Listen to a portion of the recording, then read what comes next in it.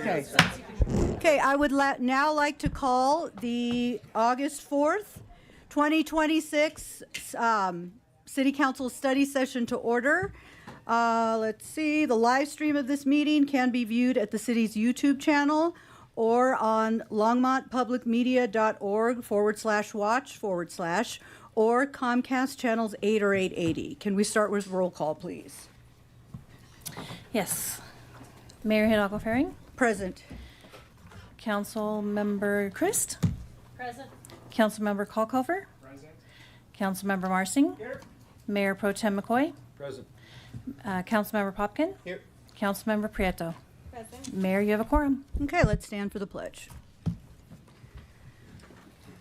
I pledge allegiance to the flag of the United States of America and to the republic for which it stands, one nation under God, indivisible, with liberty and justice for all.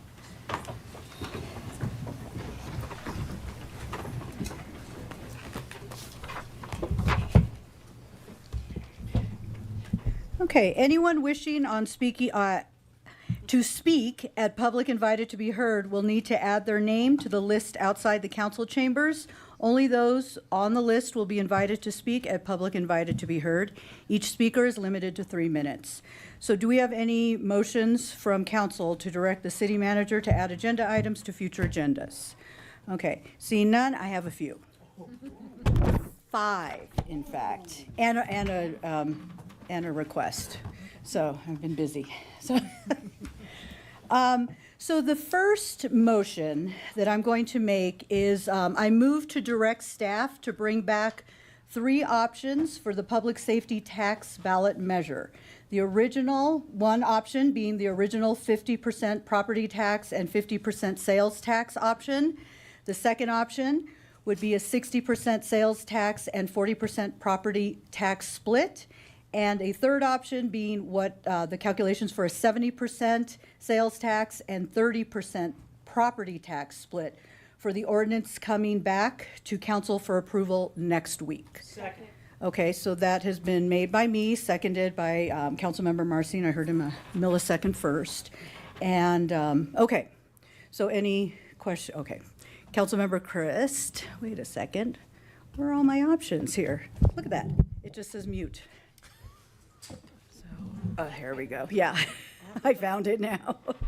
It's like no one will be speaking tonight. Okay, go ahead. Thank you, Mayor.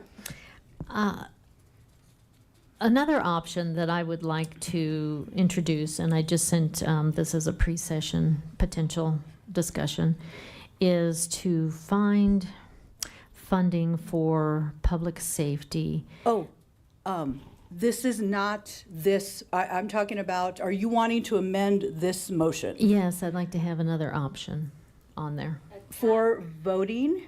For like, this would be the actual ballot language. So we are voting for the ballot language. So the other options that we would elicit from staff would not need to go on the ballot. We would just discuss those. So that could be a separate motion altogether. This would be for the ballot language. Correct. You know, it becomes a how to split the baby question. Do we want to overtax and then potentially move economics out of the city? Or do we want to increase property tax and then make housing that much more unaffordable? And so I'm wondering if there isn't yet another option For the that voters has a better balance. for the voters to vote on? Yes. Or, so any, because what I'm hearing you say is looking at other options like to ways to generate revenue outside of tax. That is an option, but I also am aware that accounting probably has some other ideas, maybe. And I don't know. I haven't talked Yeah. to Teresa about this, but I know there's always a sweet spot when we're talking about numbers. So I am not in favor of And this is a little bit amending. prescriptive. Yeah, so. and I am not in favor of amending this because I did talk to Teresa to find out what the implications are for them, their load, and their timeline. And so this language was actually revised from previous language that I had originally sent to make sure that we will be meeting deadlines to get this on the ballot and have this ready for us next week. So I will not accept that as a friendly amendment or an amendment to this motion, that active motion that I have on the table. Well, I appreciate Okay. I appreciate what you're saying. Yeah. So I'm generally in favor of it. I'm just saying we may have that discussion when it comes Yes, back I to do us want to of have that more options. discussion, but we don't need to have it on the ballot. Okay. So let's, go yes. forward. Okay, thank you. Okay, Councilmember Marcy. Thank you, Mayor. Very quickly, just to be very clear, your goal, and I seconded the motion because I'm in Yeah. favor of trying to the policy goal here. Yes. Just make sure that they're going to bring back 3 options with 3 written ordinances. We'll choose. We'll kind of Yes. rehave that conversation again next week on first. Well, Yes. On the consent, on I will consent. pull. Okay, Yes, yep, yep, I yep. will That's what I pull the meant, yep. consent, Okay. that consent item, and we will pick which option. and we'll have 3 different ordinances Yes. that based around that. Yep. Yes. Okay. I just wanted Okay. to make sure we weren't saying ballot Okay. language. Yep. Okay, Thank you. and are there any questions on this motion? Yes, Councilmember Popkin. Thank you, Mayor. Could you just speak a little bit more to, so the previous council direction was to bring back, I think it was a 50-50 50 split, right? split, yeah. Could you just speak a little bit more to your intent here with having the 3 different options for us? Well, it's really, actually, it came out of our discussion with LEDP, and you were in that meeting, where there was concern over the property tax and the number of mills. So this is an attempt to look at other options that aren't going to be burdensome on people who own large properties or having to pay out a large property tax. Gotcha. Thank you. Okay, yep, okay, let's go ahead and vote on that one.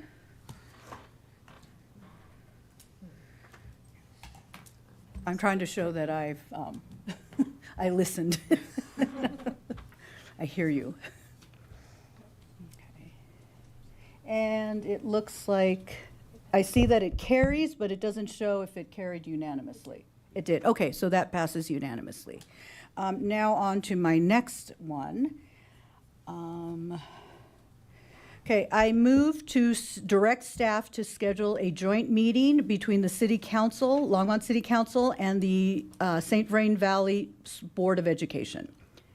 Second. And that's it. That's the motion.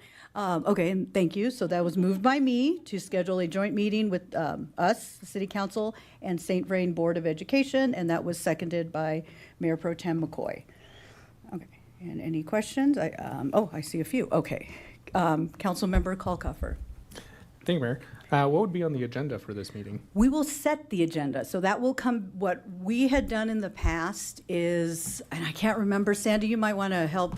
I can't remember if we did it during a council meeting or there was an email, I think it was an email that went out that asked requests for agenda items. And I already have one too, if this passes. Thank you, Mayor. Sandy Cedar, Assistant City Manager. In the past, it kind of depends who's inviting. So sometimes the school board has invited you and they have set the agenda. At Okay, yeah. times, we have invited them and we set the agenda. In this case, we would be inviting them. A couple of weeks before the meeting, you'll get an email from me asking for agenda items, which you're about to get for the Boulder County joint meeting, that kind of idea. And then we turn it over to them to see if they have anything they'd like to add. And then we set that agenda about a week ahead of the meeting, based on whatever you send us an email. Okay? Yeah.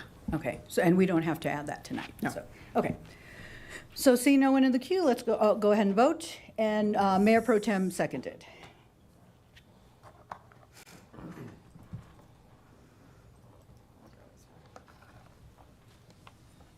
Yeah, they are. Okay, and that carries unanimously. Okay, so now the next one is I move to direct staff to draft a resolution of support to the open space protections ballot measure. Okay, so that was moved by me, seconded by Mayor Pro Tem McCoy. Do we have any questions on this, or? Thank you, Mayor. So just to understand the process here, so we had discussed language for the ballot last Yes. week on this. Yes, And so this yes. is a follow-up complementary motion to this? Like, why is This would why be is a this necessary? resolution to encourage, to say, you know what, City Council supports this. Oh, this is our broader position This is our broader statement on this, position, not so just the like ballot language. Thank you. I think this is like in line with when we support a state, we have our legislative discussion, and we have a support. Councilmember Marcin had written up a letter of support that we all approved, so it would kind of fall in lines with something to that Thank you. effect. And then do you envision us taking a position on every ballot measure? I have two more. So it sounds like at least some, I I'm guess. on a roll, yes. From your So, and perspective. then, yeah. so it's really, do we as a body want to endorse this ballot measure moving forward? To encourage residents to Sure. support this ballot measure. And that's what I'm posing, if we as a body want to have a resolution of support for the open space protections ballot measure. Sure, thank you. Uh-huh. Councilmember Prieto. Thank you so much, Mayor. This is my first year on council, Yes. so just a question here. Would it be appropriate for us to take a position on something that we're bringing forth to the public Yes. specifically? Yes, yeah. Oh, go ahead, Harold, I'll let you. This is not uncommon on these types of initiatives where the council will do it, and we do it, I'm looking at Eugene, we do it before the final vote to place it on the, have we done that before? Mayor and Council, Eugene May.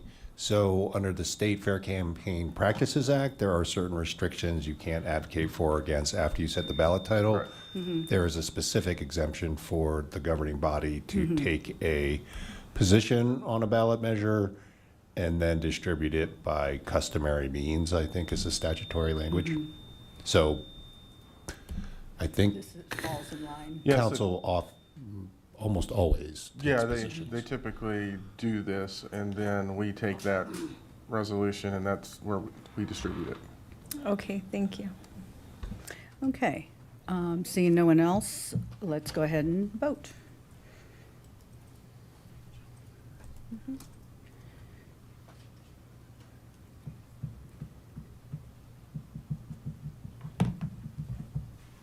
Okay, and that carries 6-1 with Councilmember Christ in opposition. Okay, my fourth one is I move to direct staff to draft a resolution of support to the public safety tax ballot measure. Second. Okay, so that's been moved by myself, seconded by Mayor Pro Tem. Thank you, Mayor Pro Tem McCoy. It's on the tip of my tongue. Okay. So seeing no one in the queue, let's go ahead and vote on this. Yeah, thank you, thank you. I'm just going to pick a random person from the audience to second this. Okay, and that carries 6-1 with Councilmember Christ in opposition. And then my final motion for tonight is I move to direct staff to draft a resolution in support of the Brighter Start Boulder County ECE ballot tax measure, or ballot measure.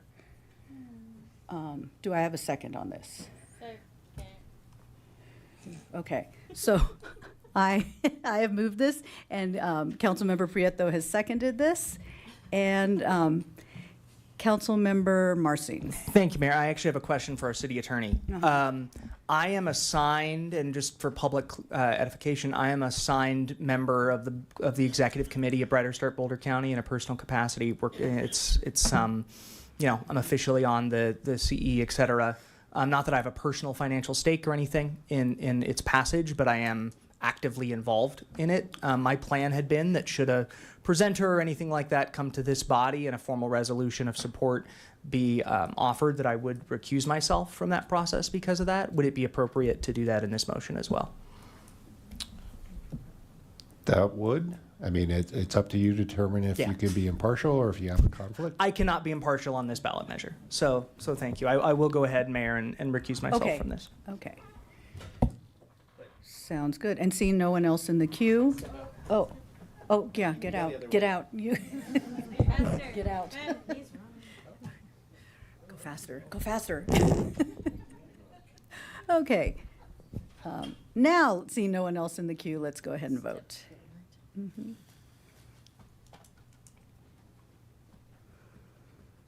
Okay, and that carries 5-1 with Councilmember Christ in opposition and Councilmember Marcin as a recusal. So, okay.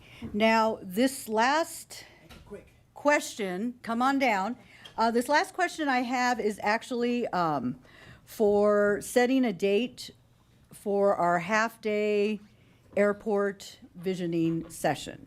So I sat down with Jen and Sandy, and we came up with 3 half-day Saturdays that would work for staff, and now it's just up to you all to choose. One option would be August 29th. The other option would be September 12th or September 26th after those who attend the farmer's market that morning are finished. So it would be like later in the morning, around 10:30. Yes, August 29th, September 12th, and September 26th.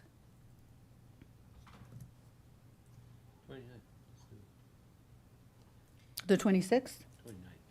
29th? Oh, August 29th. I was looking at September. Yes, okay. So, Councilmember Christ? Thank you, Mayor. I just want to point out that the 29th is right after Unity in the Community, which can sometimes be a very long event. Okay. I'm not Although most here of on us the have pretty 29th. good stamina. Staff, I'm going to kick it to staff. Yeah, I'm not going to be here on the 29th. just so 29th, you know. okay, okay. So 12th or the 26th? Thank you for that. Councilmember Popkin? Yep, just noting I can't do the 12th of September. Okay. Okay, let's Councilmember Christ, can you do the 26th of September? Well, I actually thought the 12th looked best, but, so let me look again. Okay. 26th, there's something on the calendar then too, isn't there? Just the farmer's market. Oh. The farmer's market, and market's that still would be going on. after the farmer's market, so it would be later in the morning. Okay. So it would just be shifted. Well, let's do it the 26th then. Okay, so 26. Is there anyone who cannot make the 26th of September? And it would be a half-day. Starting at like 11? Starting around 11. I think the farmer's market goes from 8 to 10.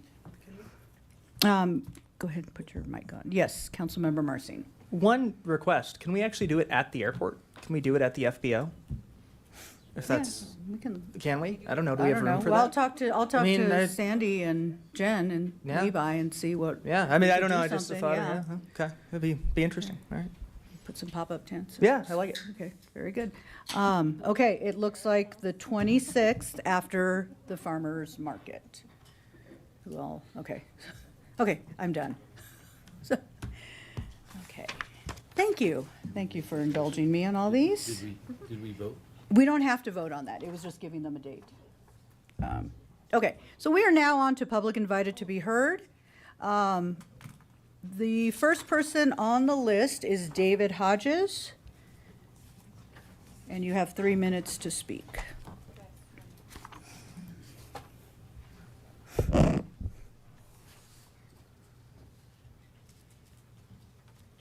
Turn on the mic there. Am I on? Yes. Thank you. I'm sure you all know what I'm here to talk about, but I wanted to start with talking about Axon and why it may be even a scarier proposition than Flock. In 1993, Axon was not Axon, it was Taser, and they did tasers for 24 years until 2017 when they became Axon. And then they started buying things. They bought body cameras, which we have, I believe, a cloud that stores everything for the police. 18,000, they're in 18,000 police departments, and 85% of body cameras are Axon. They have real-time crime centers that connect, that I know it doesn't necessarily mean that we do, but the possibility is here. They connect to all cameras, grocery stores, Ring, and even Flock. That's a possibility. They bought a drone company and two 911 companies. Sorry, two 911 companies. And they also have the ability of AI to write police reports. And so you do not know what the officer wrote versus what AI wrote. And thankfully, some judges are throwing that out. And there's also the light post product, which is built directly into streetlights, so a lot harder to remove than flock. Another reason to have roundabouts versus streetlights. In 2019, Axon promised no facial recognition, but yet in 2025 started facial recognition facial recognition testing. Concerning here because that is essentially one company controlling the whole legal process. From 911 call to surveillance, all the way to the court report of the case. And you can imagine we're not too far off from an AI-run facial recognition, drone-paroled surveillance grid owned by one company. Not too far off from a pretty proficient movie, RoboCop. So I just ask you to really consider this, and I still think that this needs to go to the public for a vote. Thank you. Thank you. Penny Hodges?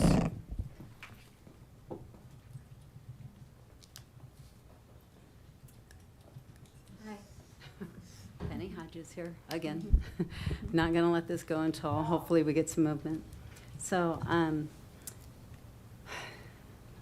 just get ready here. This is on your bingo card. Somebody reading from a phone. I feel we're only a couple steps away from losing many of our personal freedoms, and I believe the greatest power we have as individuals is here at the local level. This is the only place where we can make a difference. And that only works if you are in representation of us as the citizens in Longmont on the city council. And we really are relying on you to hear us. But it does raise some questions. Is this really being considered, what the public wants? And with that said, I feel it's a good start, because I want other things, to get rid of the AI cameras in our city. It's clear we do not want to live in a mass surveillance city. And if you aren't willing to place that vote or to get rid of the cameras, then at least put it on the ballot so that we can vote for it. Thank you so much, and always appreciate you being here. Thank you. Martin Orner.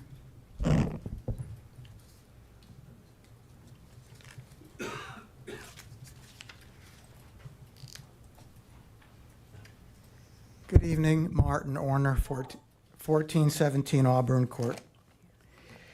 In the 2025 elections, the city council and mayoral candidates who won and are now sitting in front of me were council members Popkin, Kalkoffer, Mayor Hidalgo Faring, Marzing, and Prito. In the interviews that the Chamber of Commerce held with several of you, I have some quotes. Crystal Prito regarding fiscal responsibility, quote, "To strengthen Longmont's economic sustainability without placing additional burdens on residents, we need to grow our local economy in ways that expand the tax base rather than raise taxes." Popkin, there was negligible information there regarding affordability here in Longmont. Kalkoffer, general vision, quote, "While cutting red tape and lowering development costs, Longmont can attract and retain businesses while ensuring our workforce can live affordably nearby." Regarding fiscal responsibility, quote, "The goal is sustainable growth that funds essential services without excessive tax increases." Hidalgo Faring, regarding general vision, quote, "My top priority as mayor is keeping Longmont strong by focusing on reliable core services, resilient infrastructure, and affordability for residents," unquote. Regarding fiscal responsibility, quote, "The goal is sustainable, balanced growth that expands opportunity, funds essential services, and keeps Longmont affordable for residents and businesses." Now, regarding that Front Range connector, they're already talking about looking to raise sales taxes by 0.33%, okay? That's in the future. I am on the record as being opposed to that whole shebang. Now, not to go into the merits of the public safety tax, we're again talking about raising taxes. And these are all new city council people mostly, who I just read their quotes about affordability here in Longmont. And I don't see that those statements are being held forth as genuine before us as residents and taxpayers of this city.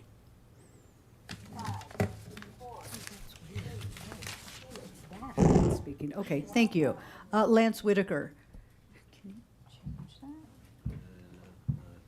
I don't know, the beeper's on and it's talking. I thought it was Siri. Yeah, yeah. Okay. Lance Whitaker, 1750 Collier Street. That's cute. Yeah, go. Longtime resident. This will not be, oh, I missed it. That won't be our flag because I missed the deadline. Oh, bummer. I know, I thought it was the 7th and it was the 27th. Oh, well. Better fish to fry, I guess. All right, today is National Chocolate Chip Cookie Day. You gotta have those. National Night Out Day. National Coast Guard Day. It is Billy Bob Thornton, Barack Obama, and Jeff Gordon's birthday all today. So I don't know what you want to make of that. Thank you. Have a good day. Thank you. Meg Thornbury.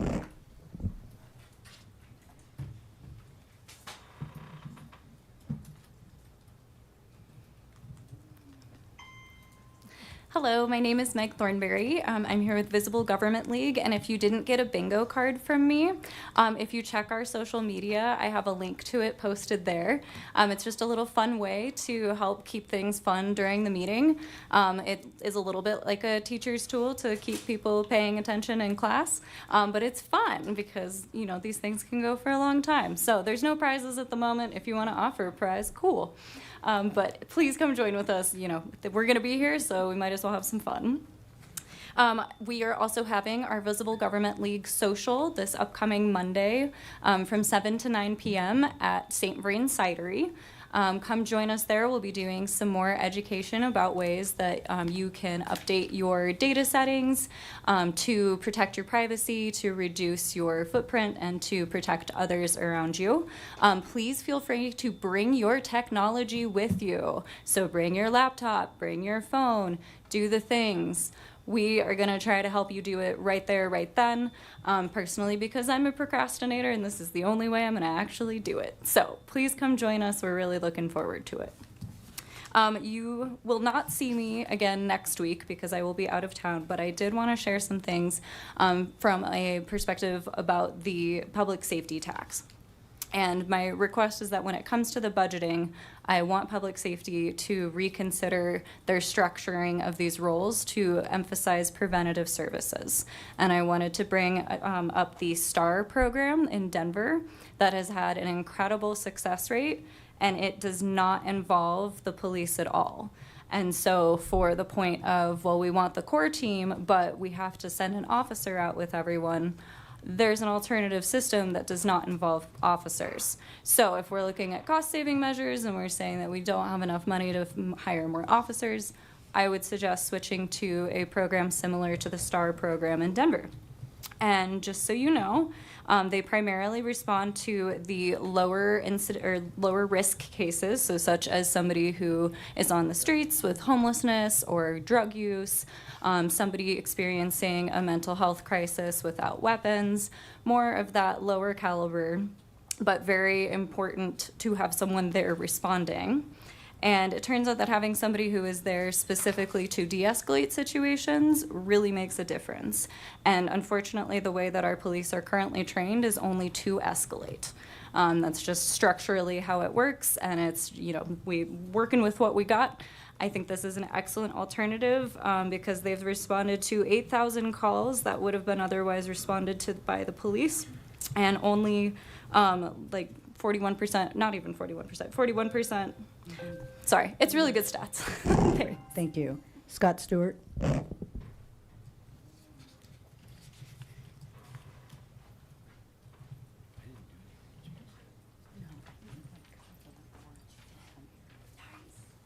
had to turn in my bingo card. Already? Wow. I already got it. Bingo.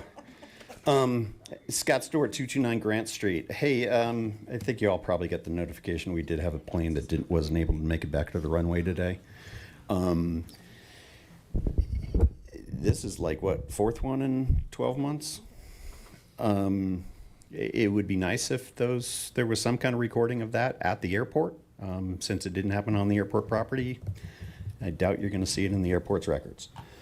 Short-term rentals. There was a gentleman here about a year ago. His name was Huck, and Huck was trying to get an ADU in his backyard that he could use as a short-term rental, but we didn't allow it. I'd like to talk a little bit, because you guys are going to talk about the film festival and short-term rentals. By allowing short-term rentals on non-occupied homes, you're creating a barrier to home ownership. You're putting investors in direct competition with first-time home buyers. An investor that goes for a single-family home, these smaller ones that are actually affordable, they become unaffordable when an investor looks at it from a short-term rental standpoint. If you can get $4,000 a month from a short-term rental, that house is worth more. Now all of a sudden you can't buy it if you're a single-family homeowner or a first-time homeowner, home buyer, because you're in competition with an investor. I'm an investor. I don't do short-term rentals because I don't think it's right. If I want to rent my house out, that's a different story. If I want to rent a room out in my house, that's a different story. If I want to rent out the entire house because I'm going on vacation for 2 weeks, that's fine. But to allow somebody to buy a home that's not going to put a long-term tenant in it and is going to do it for profit, and they don't live in the neighborhood, the best part about Longmont is their neighborhoods. I mean, we just had a block party down the street from one of our council members' homes, and the best part about it is meeting your neighbors. Not meeting somebody that's here for a week because they got a deal on a short-term rental.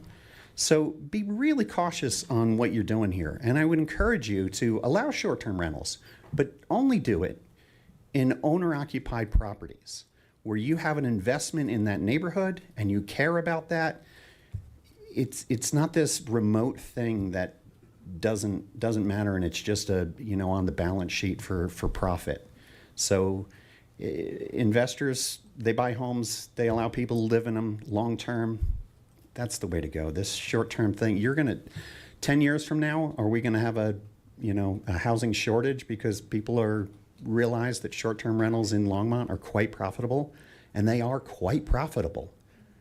But make it on somebody's property. If you want ADUs being built as short-term rentals, make it on their property. Thanks. Great, thank you. Okay, so that concludes public invited to be heard. So now we're on to special reports and presentations. We have Front Range Community College summer internship presentations. And Caleb, can you repeat your last name when you get up there from Human Resources? Seaverkroop. Seaverkroop. Sounds much easier than it looks. Yeah. So Mayor, members of council, my name is Caleb Seaverkroop. I work for the city in the Human Resources Department as a Human Resources Coordinator. This is a role that I started in 2023, and tonight is one of my favorite parts of my job that happens every year. So back when I started in this role in 2023, a big part of my role was developing and supporting internships in the city. And it could not have been more than a week or two into my role, I got to meet with, at the time, Councilmember Shakita Yarborough. And she had already kind of formulated this really brilliant plan to engage college students. I don't want to speak for her and go into all the details, but the short version of it is that there's really a gap for college students looking in careers in local government.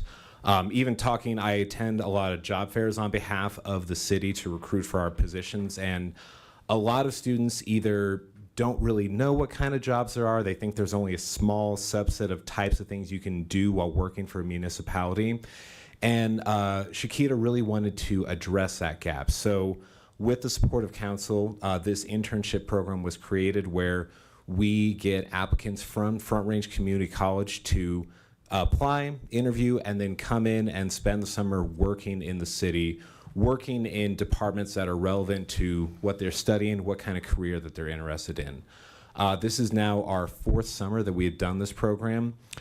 Starting from, I'll just say at the very beginning, there was a lot of trying to get the word out, trying to get applicants.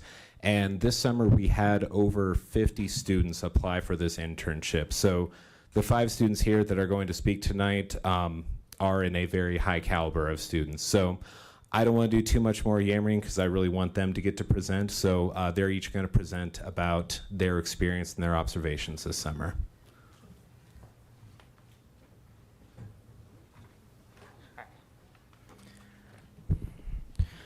Good evening, Mayor, Council members, and everyone. My name is Daniel Mendivil. This summer, I completed my Associate of Applied Science and Programming at Front Range Community College, and I also had the opportunity to intern with Nextlight. I've always been interested in technology because I grew up seeing how much we depend on it every day. It made me curious about what happened behind the scene. For example, what actually happens when you open a website? Why do so many apps only work when you're connected to the internet? And how all those systems work together to make everything happen. Those are the kinds of questions that made me want to learn more about software, systems, and network. That's why I decided to study programming. My goal is to continue building my skills, gain more hands-on experience, and keep learning as I start my career in technology. Today, I'd like to share what I work on, what I learned, and how it helped me grow. When I started my internship at Nextlight, I wasn't sure what to expect. I knew I wanted to learn more about networking and technology, but I quickly realized this internship would give me much more than I imagined. After meeting everyone on my first day and introducing myself, I walked into the data center for the first time. I remember looking around and thinking, what is all of this? Everywhere I looked, there were racks full of equipment, flashing lights, and cables. I had no idea what any of it did. And honestly, it was a little intimidating at first. That was the moment I realized it wasn't just another school project or lab assignment. It was a real infrastructure. This equipment wasn't sitting in the classroom. It was part of the network that provides internet servers to 1,000 of people in our community every day. Thanks to everyone who took the time to teach me, something that looks confusing on my first day became something I could understand. By the end of the internship, I was able to recognize the different equipment, understand what many of the cables were for, and see how everything works together to keep the network running. One of the best parts of this internship was getting to learn from different teams across Nextlight. Instead of staying in one area, I got to see how many people work together every day. Everyone here has probably used the internet today. Before this internship, I never really thought about everything that happens to make that possible. Whether it was the network operations center, the data center, or the field technicians, everything had a different role but the same goal, providing high-level service for our community. What impressed me the most wasn't the technology, it was the teamwork behind it. The biggest surprise for me was realizing how much teamwork goes into something that seems so simple. Before this internship, I thought connecting a new customer was probably a quick process. I learned that it actually takes engineers, technicians, and data center all working together. That completely changed the way I see the technology. What looks simple from the outside is really the result of many people working together. Looking back, I learned much more than I expected this summer. I learned about networking and technology, but I also learned how important teamwork is. This experience showed me that technology isn't just about equipment. At the end of the day, it's about helping people in making the difference in the community. It also gave me the confidence that this is the career I want to pursue. I'm grateful for everything I learned, and I'm excited to continue building my skills and hopefully give back to my community in the future. Before this summer, I knew I wanted to work in technology. Now I can actually picture myself doing it. Seeing how the different teams work together made me even more excited about the future, and it confirmed I'm on the path I want to follow.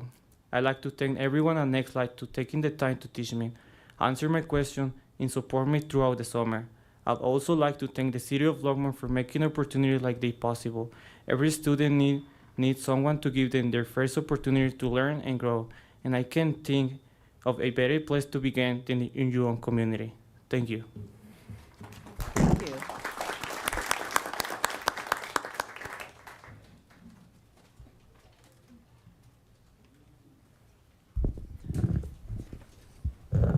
Okay, so before writing this speech, I was assured by Caleb that there would be no trapdoor that would open up beneath me if I went on for too long. So It's like, I do have a button back here. I do have a button back yeah, here. well, if that happens, please say your time is up. Oh, okay. So no apostrophe. Okay, so hello and thank you for this opportunity to speak today. My name is Zach Isley, and I'm an accounting student from Front Range Community College. Over the summer, I worked in the procurement department. My project was to evaluate the local preference policy. Most of my time was spent running reports and analyzing data. After celebrating being selected for the program, I came to my first day and took a tour around the city. One of the most notable parts of my day was that I met Valerie, my supervisor. We talked extensively about the direction of the project and a rough outline of the steps to follow. What stood out to me most was when she said, "I want you to make this project your own." For the next few days, I would sit outside on my patio and think about the project. Many of the relevant theoretical concepts I'd already covered in my Front Range education. Coming into the office for the first time, my task was to build upon this foundation. I went to research local preference and the economic legitimacy of that approach. The literature was dense, and recalling what I mentioned to Valerie, quote, "I have a newfound respect for economists." Regardless of the difficulty of building my knowledge base, I never felt lost. Before I entered this internship, I did not even know what procurement was. Looking back on this, I find it humorous to enter a department without knowing what they do. Over the summer, I went from zero knowledge to enough knowledge to execute the breadth of my project and find important information for the city at large. Researching content and self-education can have drawbacks, one of which is Dunning-Kruger-esque situations. Every week and sometimes every day, I would meet with Valerie to discuss what I had learned and the direction that I was heading. Working with her made the internship unforgettable, and each meeting revealed more of what I needed to learn. I would then fill those gaps. The rhythm of synthesis and deconstruction became the engine for my momentum. As I progressed, the scale of my findings increased. When what started as a simple policy evaluation grew into a fairly comprehensive analysis of Longmont's purchasing. Understanding the here came first, but eventually I moved to the there, the nature of which was theoretical. One day, Valerie came to me and asked if I would attend a meeting with her. We walked into Nikki's office down the hall. I'd met Nikki on the first day, but my work was data focused, so I hadn't been very social. At that point, I was exploring how to target the local economy through pre-approved vendor lists. During the meeting, I discovered that Nikki was already working on a proof of concept for exactly that approach, something that I would later find deep significance in. I learned here the value of collaboration and also the importance of individual motivation/creativity in government. Many times, especially recently, I've heard about how amazing our public servants are. They're described as creative and hardworking and one of a kind. My experiences working in the procurement office have convinced me that this is true. To be accepted in this internship, I told Caleb what I saw in government. I spoke of wanting to work in the public sector, applying creativity with more flexibility, focusing on outcomes that serve the community beyond profit alone. I was delighted to find this thinking permeating the city of Longmont and embodied through my coworkers' projects. I want to end this speech with the story of Cowboy the dog and how he alleviated my young adult existentialism. Something I've come to terms with in college is that learning skills is only one side. The application of these skills is just as important. I find that often I'm left feeling ambiguous in my choice of major because I lacked opportunity to express the skills I learned. Making a 4-year-plus devotion is difficult without applicative clarity. I came into this internship with that problem. This summer, on a random Friday, I was sitting in my office going through a large data set. I was motivated and working diligently until, out of the corner of my eye, I saw a big dog. I audibly gasped with excitement. Nikki, who owns the dog, must have heard me because she brought him right into my office. For the next little bit, I pet him joyfully. I learned his name is Cowboy, and he comes to the office on Fridays. I worked on Fridays, so at the end of the week, I entered the office with a smile, anticipating some time petting Cowboy. A few weeks later, on a Friday, I walked into the office happy, put my backpack in my office, and walked over to Nikki's office to see Cowboy. From down the hall, I could see the lights were off, and upon approach, the office was cowboyless. I felt disappointed. I stood in the hallway coping with my realization, but how I coped surprised me. Thinking to myself, I said, "This really is a sad day, but look on the bright side. At least I get to go back to my Excel data sheets." Looking back on it, that was the day I undoubtedly became a full-fledged accounting major. Thank you to the City of Longmont for instituting this opportunity and all the individuals that made it unique. Thank you.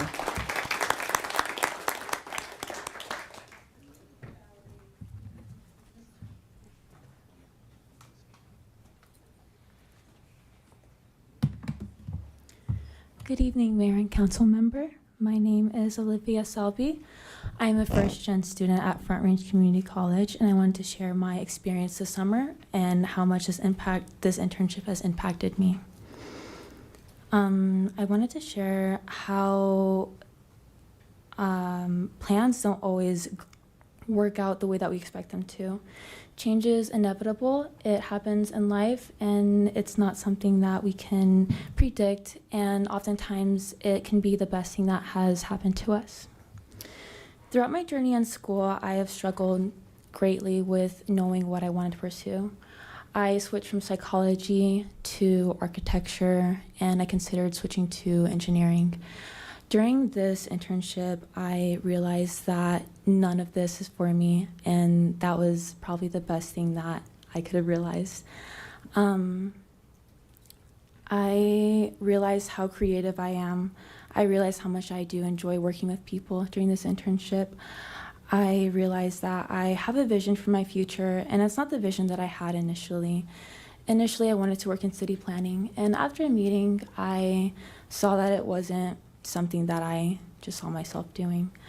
I love being creative, and I love to express my creativity through art. Through this internship, I realized how much I want to pursue art. I realized that change is great for my art, just because I like when things change, and I like, creativity. I'm so happy that I was able to do this internship. I'm so grateful that we had this opportunity, and I'm so grateful to you guys and to this program. Thank you. Thank you. That was a very cool perspective, and we do have Eric Mason from the museum here, and we have our Arts in Public Places, so don't write out the city yet. We have pathways. Yes, well, you have this if you prefer it, or you can use the Just do these. Yeah. Okay, perfect. So yeah, the mouse, remote, or the arrows. Perfect, thank you. Good afternoon. My name is Kaylin Ortiz Zambrano, and today I'm excited to share a summary of my internship journey with the City of Longmont. To give a quick background on myself, I am currently majoring in sociology with a concentration in criminology and criminal justice at Colorado State University, previously Front Range. My long-term career goal is to work in the legal field and make a positive impact in my community. Over the summer, I had the privilege of serving as an intern with the City of Longmont.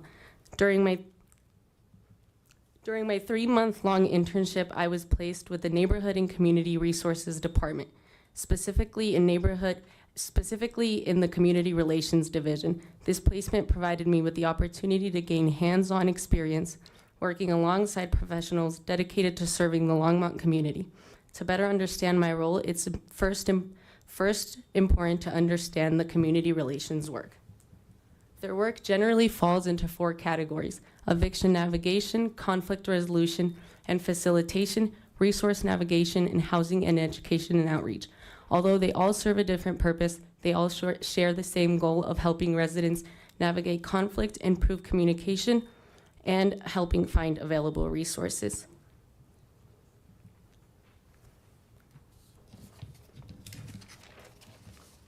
During my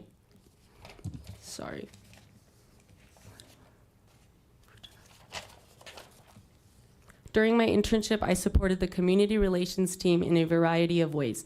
My responsibilities included connecting with clients, resources, supporting housing retention and eviction prevention efforts, participating in community outreach, assisting with housing education events, and observing court-connected mediation proceedings. One of the key outreach initiatives I was involved with was the Landlord Tenant Alliance, or LTA. LTA is a monthly education series the community relations teams hosts with Longmont Police Department's crime-free housing program. Its goal is to bring landlords, tenants, property managers, and residents together to learn about housing topics and local resources. During these events, I managed setup, checked in attendees, and distributed educational materials. Seeing these groups collaborate showed me how education can prevent misunderstanding and build stronger community relationships before conflicts arise. Another important part of my internship was supporting eviction court outreach. Before each court date, I contacted individuals on the eviction docket to let them know about mediation services, rental assistance, and other resources available through community relations. I also attended eviction court every Friday, where I observed court-connected mediations. Watching mediators work with landlords and tenants gave me a first-hand insight on how early intervention and open communication can help resolve conflicts before they arise. In addition to housing and court outreach, I also engaged with the community through events such as the Be Loved community event. These outreach opportunities allowed us to connect directly with residents, answer questions, and share information about the City of Longmont's programs, services, and available resources. It was a great opportunity to help community members connect with resources that could help benefit them. Looking back at my internship, it has been an incredible learning experience. I've gained a better understanding of conflict resolution, housing stability, and what it means to serve the community through public service. I want to sincerely thank Jasmine, Vanessa, and the entire community and neighborhood resources team for their guidance, support, and for making this such a valuable experience. Thank you for listening.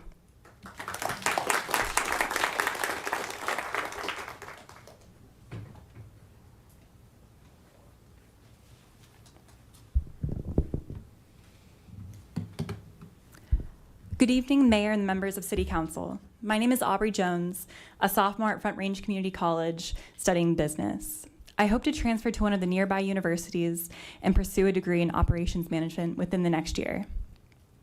This summer, I had the opportunity to intern in the project management office under the supervision of Raven Martin, the PMO manager, and Brenda Borgona, an administrative analyst. My project focus for the summer has been learning about the project closeout process and how it applies to CIP, technology, and administrative projects. A little bit about the Project Management Office. It was created in April 2024 as a means to standardize processes within the city. Since we didn't have a PMO, teams have developed their own processes organically, but they are not standardized across teams. The PMO provides consultation on projects and portfolios, hosts bi-weekly community of practice, and provides project management training throughout the organization, amongst many other things.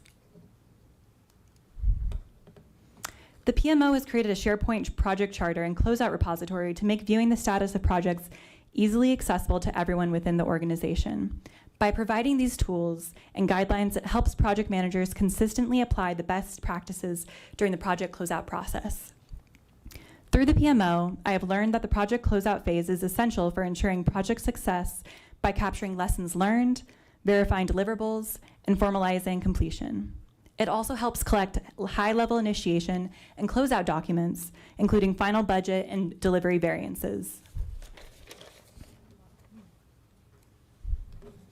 Some common obstacles that project managers face are time constraints. Tight deadlines pressure project managers, often leading to rushed or incomplete project closeouts, as well as inconsistent closeout procedures. The lack of a standardized procedure creates inconsistency during closeout, including duplicating effort by saving documents in multiple locations with different retention policies, limited permission to view files, and unsearchable documents due to lack of standardized naming conventions.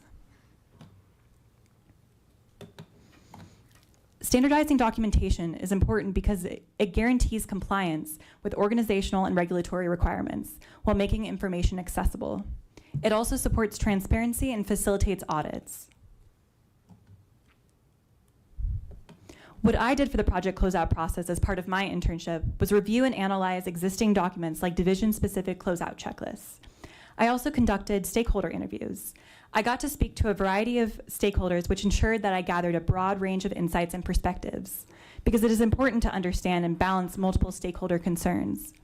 These conversations revealed specific challenges unique to different project backgrounds and contexts. This helped uncover best practices to improve outcomes that can be adopted across different types of projects. In addition to reviewing existing documentation and conducting stakeholder interviews, as part of this internship, I helped develop closeout checklists, standardized operating procedures, a closeout communication plan, and a change management plan for the PMO when they're ready to roll out new standardized processes and training. The PMO is developing a training program to be launched this fall to standardize processes and documentation. This will encourage lasting project closeout processes. In addition to the project closeout deliverables mentioned previously, what I learned in this internship about project management was how to initiate a project successfully through creating a project charter, creating a stakeholder analysis and a risk register, as well as completing project closeout documentation. I better understand why standardizing the project closeout process is vital for ensuring project success, compliance, and knowledge retention. By analyzing current practices, defining clear goals, refining processes, and building sustainable knowledge management, organizations can achieve efficient and effective project closures. I feel this internship has helped further my understanding of project management principles and will certainly give me an edge in my future career in operations management. Thank you very much, everyone.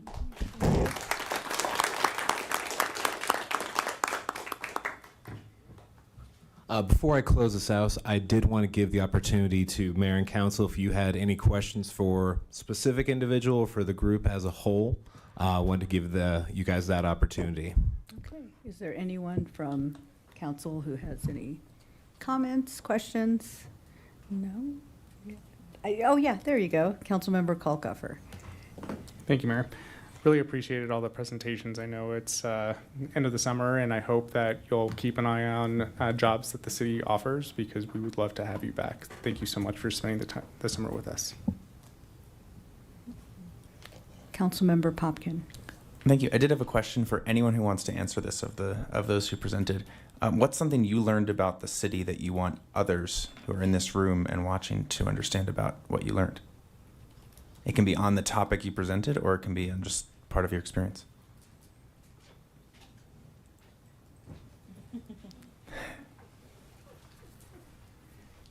Okay, so the amount of things that the city can do if we have the employee throughput to do them is honestly beyond most people's imagination.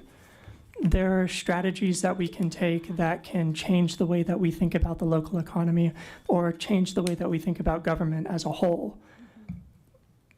How we get from here to there is with people that are inspired and creative. And I hope more people in this room can see them in that. And hopefully some of us interns can be the new generation of people that stand up to implement some of those changes. Yes. Thanks. I'm glad Cowboy taught you that. Okay. Councilmember Prieto. I just want to thank all of you for your contributions to the city and the work that you did. Sound like you were helping with processes, and I mean, like, that's huge, you know, especially when we have staff that are like on the go every day. Those are the little things that we always want to get to, but we can't, and having that extra help goes very far and helps so much. Or even with the community and neighborhood resources, helping families, you know, there's only so much capacity, and when people are in stress and under a lot of pressure, just having a friendly face. And so again, thank you for your contributions. I personally am interested in, and would welcome you folks, and I'm sure the rest of council as well, would, if there's any recommendations, gaps and services, ideas that you have. We don't work in the nitty-gritty, tiny little itsy-bitsy things of the everyday nuances. And so if there's something that you saw that was like, this is an easy fix, whether it be administratively, fiscal, something like that, send us an email. If we can change it up here and make it so much easier either for staff or residents every day, I would welcome that. So thank you so much. Councilmember Marcin. Thank you, Mayor, and thanks to all of you for the really insightful presentations and, go Wolves, all that stuff. I did actually have a question kind of piggybacking on both of these, and I guess I would ask anybody directly to answer it, piggybacking on both of my colleagues. What is something that you don't think, not just anybody in this room understands about the city, but those 7 of us up here don't understand about the city or don't get, or something that we could benefit from hearing directly from somebody who's worked within the system? I know staff talks about council all the time, right? So what do we need to hear to do our jobs better and to make sure that we're effectively leading the city based on your experience? I'm asking you to stick your necks out a little bit, I understand. If you want to email me instead, that's fine. But nobody? All right, yeah. fine. See, there's I look forward to being your smart. Yeah. letters. Seriously, thank you all so much for your time and for working within the city. And seriously, if you have feedback about things that you think could be working better within the city of Longmont, let us know. So, Okay. Yeah, and I'm curious to know how many of you envision yourself after your education, path or experience, coming back, not just to Longmont, but to any local government and work. So with show of hands, I see 1, 2, yeah. And don't forget, we got museum, arts and public places. We got avenues for creativity. So I love that. But thank you very much. And it's very exciting. And you know what? I want to shout out to Miss Chiquita Yarborough back there, because this was her idea. And yes. And just, it's an amazing legacy and program that, I would really hope that once we're all long gone, that it continues to be funded and flourished. So, and thank you so much. So good luck. Yeah. So I just want to, in my capacity, in my role, thank you to all City Council for your continued support in this program. It's gotten better each summer, and I really love getting to be a part of it, getting to see all the experiences that come out of it. I also very much want to thank Chiquita, who was, again, she very much passed the baton of this program on to me. I didn't have to dream it up, come up with what it would look like. She did all of that work and then handed it off to me. So I'd love for you to come up and speak. Yeah. Thank you. Thank you. I got emotional listening to everyone over there. I was back there like, don't do it, Chiquita, don't do it. I just want to say thank you to the city. This was a vision I had when I was running for city council. I ran on youth. I ran on how can we integrate more youth into the government, into the city, so that they can, it's your future. This is your future. So you have to create, like you say, you're very creative, create what you want it to be. And so we were providing you the opportunity to do it. So I want to see your name somewhere doing good things, hopefully in the city of Longmont, I'm just saying.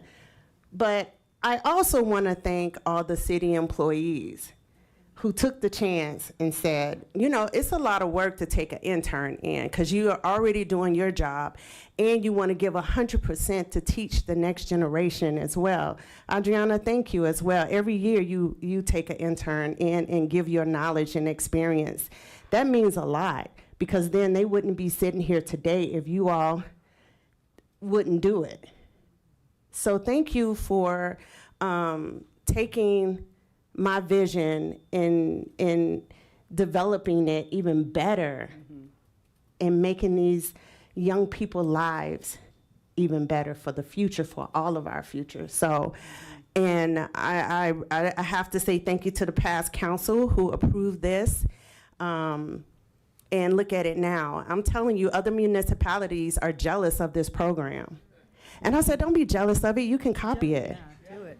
We want it. We want other municipalities to do the exact same thing, right? So, and thank you all for sitting here quietly and paying attention. And I hope you got something out of this, listening to these amazing people tonight. And thank you, council, for allowing this to happen. Yeah. Thank you, Mayor. Yeah, of course. Thank you. Oh, okay. Picture? Can we get a photo? Yeah.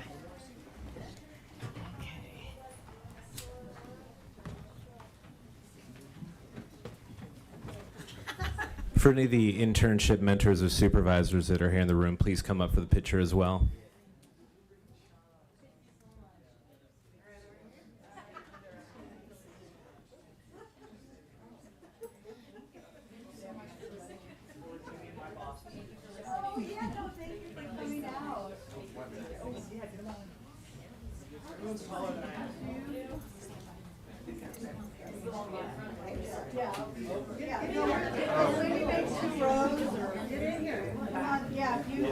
Yeah, you're gonna have to squish. Squish.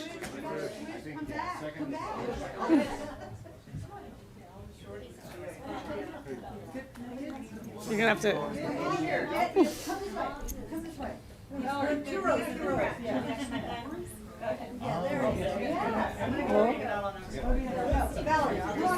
You guys gotta come.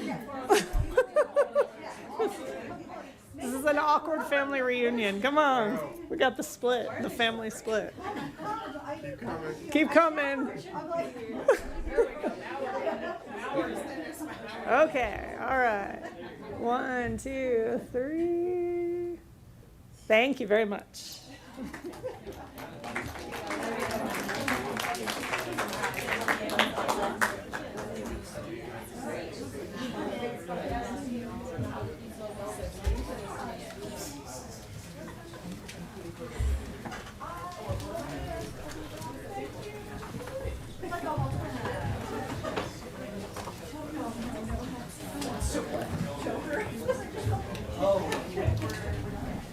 What are these pens that you get? Oh, I got them at the, the event this. Oops, sorry. Okay. Thank you. So we are now on to our study session items. The first one, Sundance Film Festival Longmont Impacts. And we have a short presentation update from Jen Newton, Assistant City Manager. And then I just want to remind council this, we're not making any action. This is just informative for us. In talking with other municipalities, neighboring mayors and others and staff, I mean, this isn't our Sundance, it's Boulder's, and we want to be a good partner. So how can we support them? So it's really following their lead, and we've gave you all the go-ahead to reach out and talk to folks, but yeah. So I'm going to go ahead and kick that off to you. But we don't need to make any active motions. Good evening, Mayor, members of council. I'm here, you introduced me, but I'm Jen Newton. Yeah. I'm the Assistant City Manager for External Services. I'm joined this evening by Cami Edson and John Ricks, and also Jara Sivek Silva from Visit Longmont. So we'll turn it over to them here in a little bit. I just wanted to give a brief background related to why we're here this evening. The Sundance Film Festival, as we all know, is moving to Boulder after a long time in Park City. And we know that there'll be a large number of attendees. This says 70,000 plus. We know that it could be that there's 100,000 people who interact with films in some way. And I think no one knows exactly how many people will come to Boulder in January. So I think I've seen estimates in the 85,000 attendees range. But not all of those attendees will be there all at once. So it's spread over 11 days. And we have been working together. We've been meeting city staff, the Longmont Downtown Development Authority, Visit Longmont, the Chamber, LEVP, and lots of members of staff from the city of Longmont have been meeting to kind of talk about what our approach might be to kind of supporting, as you mentioned, our neighboring community and what impacts might happen for Longmont. So just some brief timeline. So additional lodging is happening kind of right now and through when the festival opens. Volunteer applications are expected to open at the end of this month. Ticket information is planned to be available in September, and passes and ticket packages are planned to go on sale in October. And then program announcement and schedule would be available in December. And I think that's really the kind of kickoff for when that ramp up of when lodging will really take off. Longmont's really poised to be a place where festival staff and volunteers would be located. So someone described it as kind of the approach of the Olympics, to have kind of a group, an area of hotels where there will be volunteers who will be there, and kind of there to be some support services that are there for those volunteers. So really the Visit Longmont folks have been doing a lot of interaction related to that. So hopefully John can provide a little bit of information about that in a second. You also gave direction to staff related to short-term rental policy changes. You'll see those next week, so I don't intend to go into any specificity related to that. But you had given us direction earlier this year, and at that zero reading gave direction for additional input to be taken from area residents and agencies. So that is incorporated into the information you'll see in your packet next week. Actually, I'll go back one slide. So Longmont has about 1,000 hotel rooms. There are 6 hotels that have agreements for lodging for staff and volunteers. And based on that council direction, staff has developed a proposal for short-term rentals similar to the one that Boulder put into place, that would accommodate visitors during the festival. And it's intended to be a pilot, which then can be, modified based on what happens in the first year, and that those licenses are not subject to the numeric caps in the same way that our other short-term rental licenses are. And then I'm going to turn this over to Cammie to talk about transportation. Hello, everyone. Cammie Edson, Transportation Planning Manager. Nice to see you.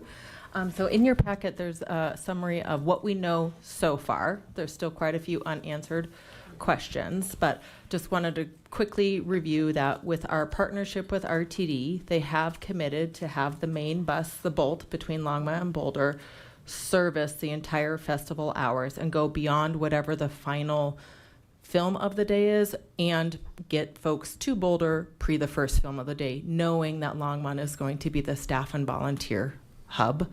Not all will be here. So while we don't know what those times are yet, that is a commitment that has been made. And so Longmont staff, Sundance staff, and RTD staff, City of Boulder staff will work together on all of that once the final details come out about scheduling. And as Jen mentioned, the schedule itself will not become public until December. Staff will share that. Sundance staff will share that with us internally as soon as they're comfortable releasing it, but they definitely keep a tight lip on that schedule as long as possible. So our friends up in the north, Transport Flex, we have a quarterly meeting next week where we'll be talking about if they will be considering any potential changes as well. I don't know yet, but as of now, they'll be running their schedule as normal. And our local routes will be running on schedule as normal. No changes expected with our local routes. As you also know, we will also have a new airport bus. So servicing all of those staff and volunteers that will be coming from out of state to the area to come directly to Longmont. That'll be a great new service. They won't have to necessarily divert through Boulder without the AL, the new AL bus. They would have had to do that. So a direct line here will make life easier.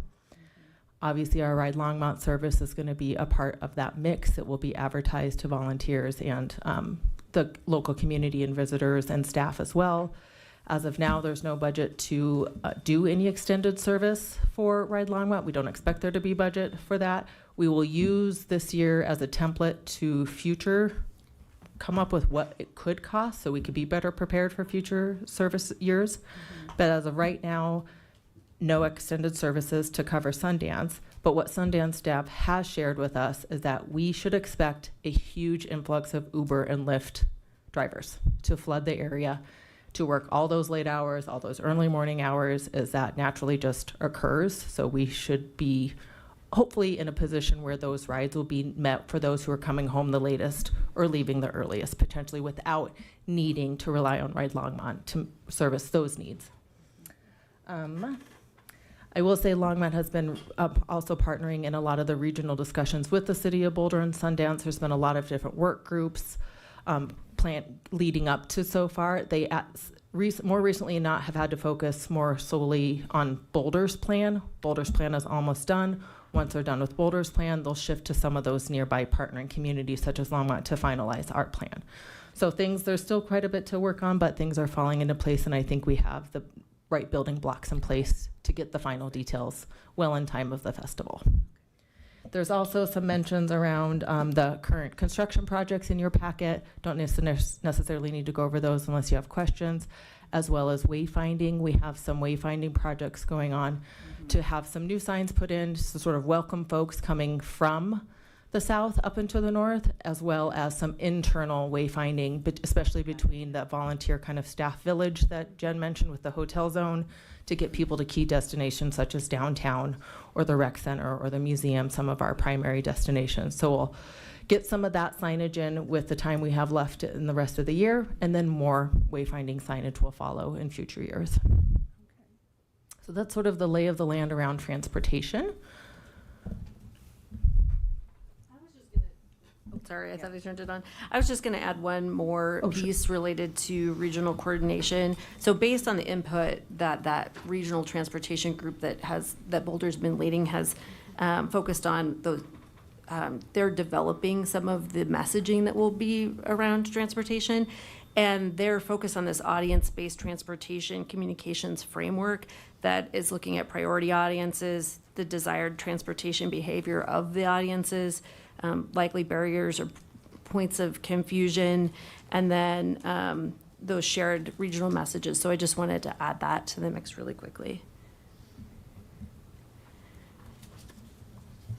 And then Boulder has also mentioned that they are looking for folks during the festival dates, kind of in that zone where all of the films will be shown, to consider telecommuting if it's possible. So just wanted to highlight that. And then the festival staff and the volunteer emphasis that we've already talked about a little bit, and that John will expand on here in a minute, is really that we understand that that's kind of our greatest opportunity, is where we have the volunteers who will be here kind of in that volunteer village, and that we've already been kind of showing the transportation folks around and talking to those volunteer coordinators to understand what Longmont has to offer and to show off our downtown. And I know that when Cammie drove folks around, it also showed off the theaters, maybe for the future, and really looking at what do we have to offer so that folks who are here can be good ambassadors for our community. I will say Sundance transportation staff hopes they get placed in Longmont. They liked it. So that's a good sign. Mm-hmm. And then just really quickly, there is some marketing that's already been happening. There's a platform that the Boulder Chamber and kind of the, I won't get the name right, but the North Chamber Alliance has been working on, where if there's businesses or spaces to rent for like whatever the sponsors are of the Sundance party and those kinds of things, if they want to rent a space, there's a kind of a platform, a hub that's on the Sundance website where businesses can put that information in. We have been doing that, and the chamber, Scott Cook and I talked yesterday, and he said only a handful of Longmont offerings have taken up that opportunity, but I did just want to highlight that. And then the DDA has been doing some Google ads and some marketing that really is intended to talk about kind of targeting people who live just outside of our area, talking about meeting in the middle in Longmont, because we do know that based on the statistics of what happened in Utah, that there are lots of folks who are going to the Sundance Film Festival who were local to Utah, and there is an expectation that will happen here in Colorado as well. So kind of marketing to some of those surrounding communities Colorado Springs and surrounds, talking about what's here and kind of leveraging what we have to talk about our great restaurants and great downtown and great other offerings. And, obviously we love it here, so we know what it is. Not everybody necessarily knows. So I'm going to turn it over to John so he can talk a little bit about what Visit Longmont has been doing to kind of leverage that. Good evening. My name is John Ricks, new CEO at Visit Longmont. Been here, well, I haven't been here since April. I've been working since April. And I think the first word I heard was Sundance, so we've been paying a lot of attention to that. Agree with you entirely, Mayor, that we're in a kind of a support role. We've had lots of meetings. There's lots of moving parts. And when I talked to my friend Charlene Hoffman in Boulder, she just looks at me and she goes, "It's a lot." So it is a lot.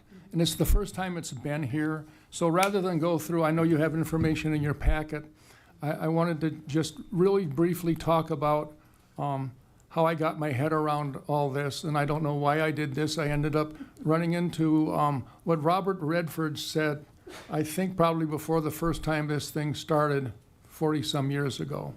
And I want to read it to you. He said, Robert Redford viewed Sundance as a laboratory for bold storytelling, independent thinking, creativity, community, and artistic growth that embraces the freedom to experiment and fail. So this is going to happen. This event is going to happen.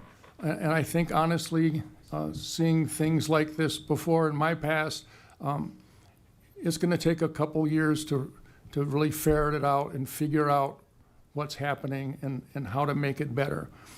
But what we did is we thought, okay, and Jen talked to this about volunteers. If you look at any event in the country, I don't care if it's in a city, it's a local event, all the way up to name a big event, the World Cup, who knows? When a chairman or a president of that organization stands in front of the crowd after it's all done, who's the first people they think? The volunteers. Volunteers are the backbone of these events. So in our thinking, because we want to touch as many points as we can, our thinking was, as Jen mentioned, is find ways to support those volunteers when they're here. Because what that will do is that's going to help Boulder too. It's going to help, having happy volunteers is a heck of a good thing when you're throwing an event this big. So that's the first thing we looked at, enhance the experience of volunteers. In the long run, the target is kind of to embrace them and make their experience here rewarding and fulfilling as they work to make the experience of Sundance attendees seamless and memorable. They can become great ambassadors over time. How we're going about doing that, we've been brainstorming a lot of things. We don't have time tonight to get into that, but that's key. Let's help support the backbone of the event so it runs as well as it can. We'll have 400 to 500 volunteers here, and we're also thinking of ways to get to the rest of them because there's about 1,800 to 2,000 of them. The other thing that we're talking about is marketing efforts, attract potential attendees to Longmont when this is all happening. This is a little different event. We don't have to attract people to the event itself. It draws, as Jen said, pretty well. There could be of 100,000 people around. So we're in the marketplace now. We were out of the marketplace for a bit, but we want to build and are building awareness of that Longmont exists to the markets that we're talking about. The other thing we did is we looked at our inquiry database to find out where people from Longmont come from. So yes, there's a lot of local, but we also want to identify some other markets out of the area and we're going to work on that. The goal here is to, when people are here, hopefully even before people are here, there are digital ways that we can get on other people's websites and tag things. So we can get back to them. We don't need their email addresses or anything. We can just put a tag on and go back at them before they're here. So we're working on that. We've also, Nikki and our office have built, I think there's 8 or 9 really cool kind of itineraries that we can use as content for those efforts. And we're going to start those a little early right now, but I think the biggest thing we want to do is see if we can work with these other digital places to get, to be able to reach people who are planning to come here. So that's the second thing. The other thing is how can we prepare local businesses for all of this? I've been in this business for a long time, and the people in the hotels and behind the front desks and in the restaurants, they have to be very knowledgeable. So we just launched a destination learning lab in conjunction with Colorado Tourism Office. I think Commissioner Alex is already certified and got his little monster button already. But it's important that they know how to go about doing this. And we're going to continue that. So in a nutshell, that's what we're up to. Final thing is we're just going to launch what we call a perception study. This is not only for Sundance, this is for attracting people to Longmont in the long term. Next 6 to 8 weeks, we'll have more information about that to share. Okay. So if you have any questions, we're more than happy to answer. Okay. Is this the end of the slideshow? Okay. Yeah. So now I will open it up to questions. Okay. Councilmember Kalkoffer. Thank you, Mayor. I know a lot of work has been going on at 320 Main Street between Visit Longmont and LDDA. I get the honor of sitting in some of those board meetings, so I know how much you all are working.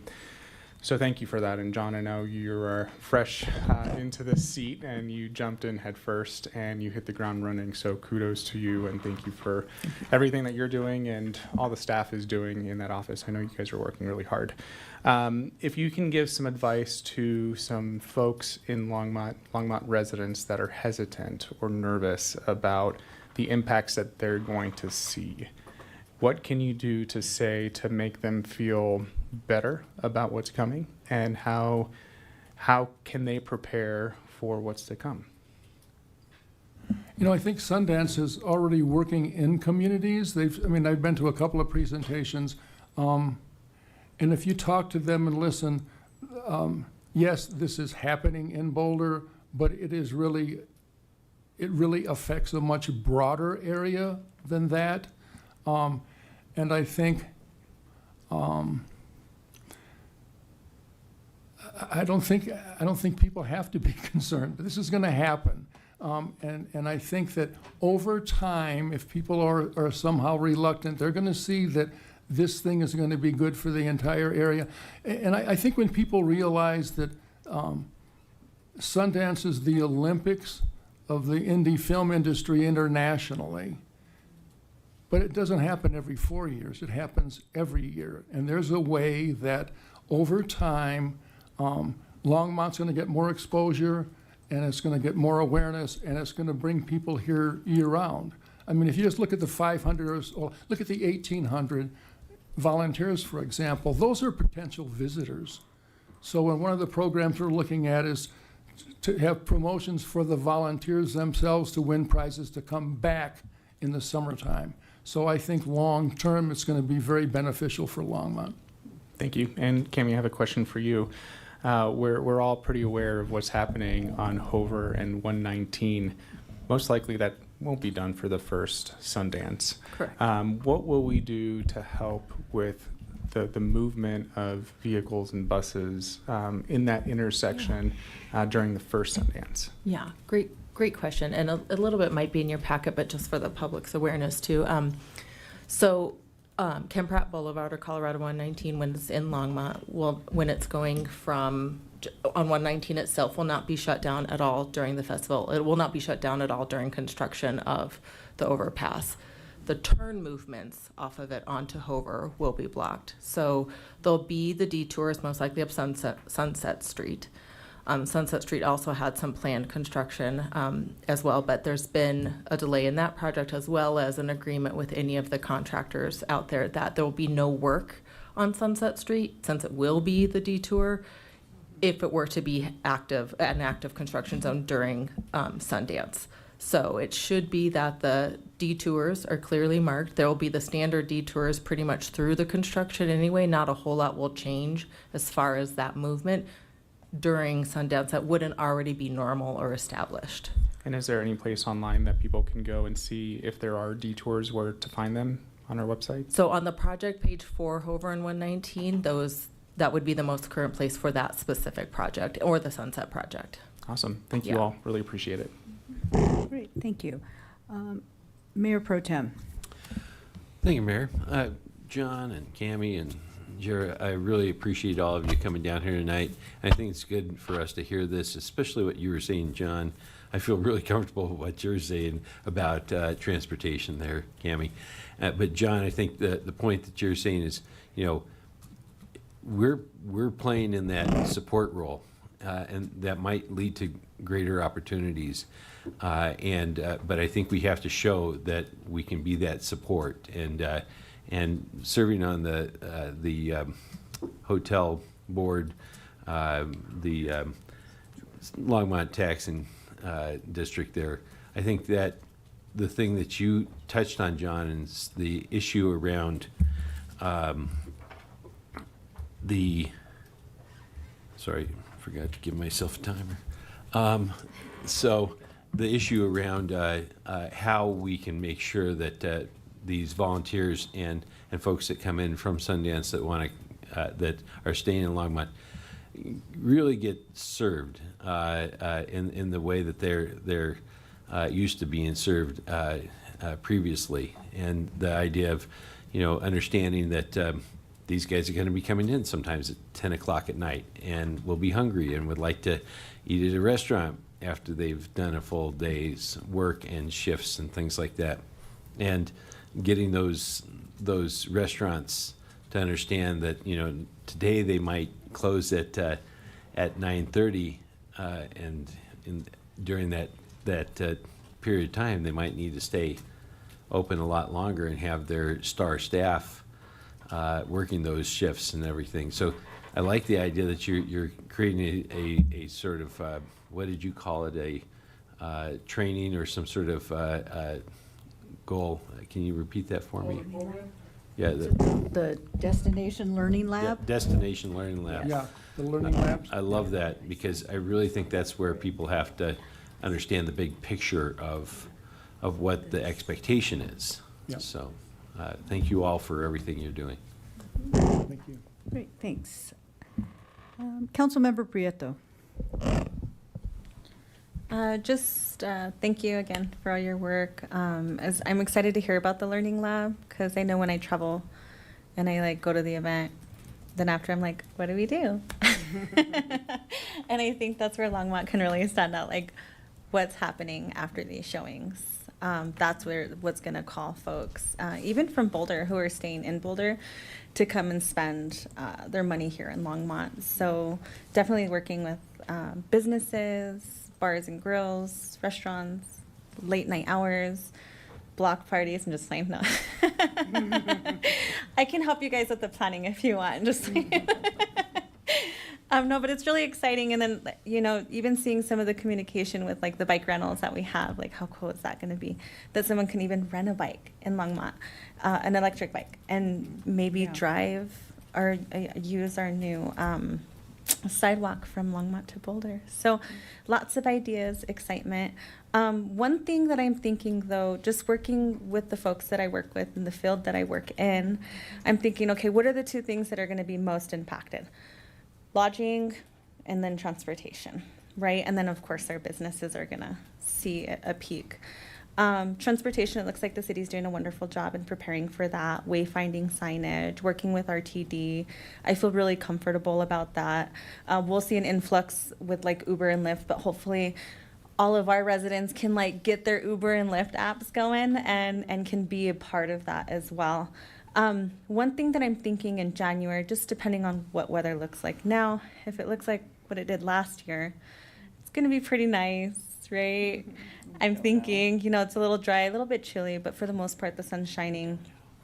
But then there's been some years where it's really cold.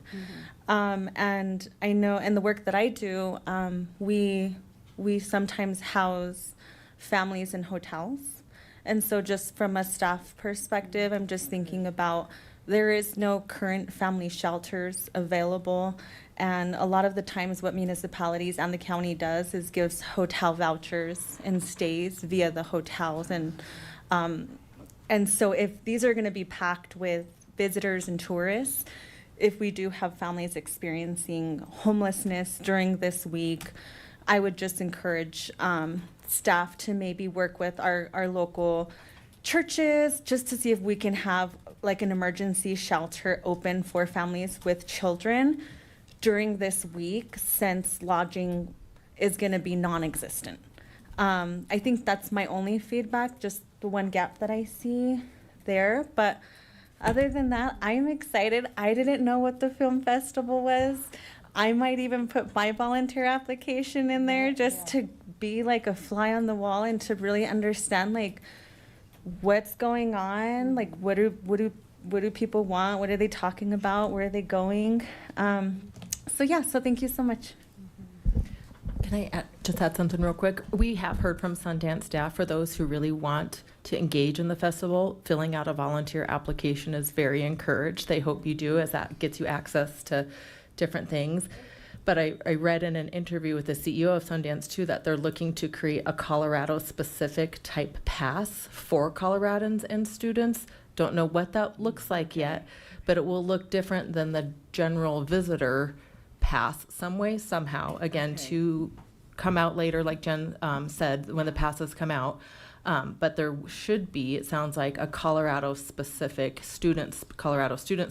pass to really make sure that local folks feel like they have a way to engage in the festival and not feel like they're expecting everyone to disappear to make room for others some way, somehow. The CEO is really concerned that Coloradans don't see a way into this, and they really want them to. So don't know what that means yet, but more to come. Okay, thank you, and thank you for bringing up the volunteer thing, because I was like, I want to volunteer. And Like, just that'd to be fun. clarify on the bike path between Longmont and Boulder, it technically will not open until the spring of 2027, so it may not be fully opened. For It this could first partially year, be yeah. open for this first year. They might have a soft launch up to a certain point.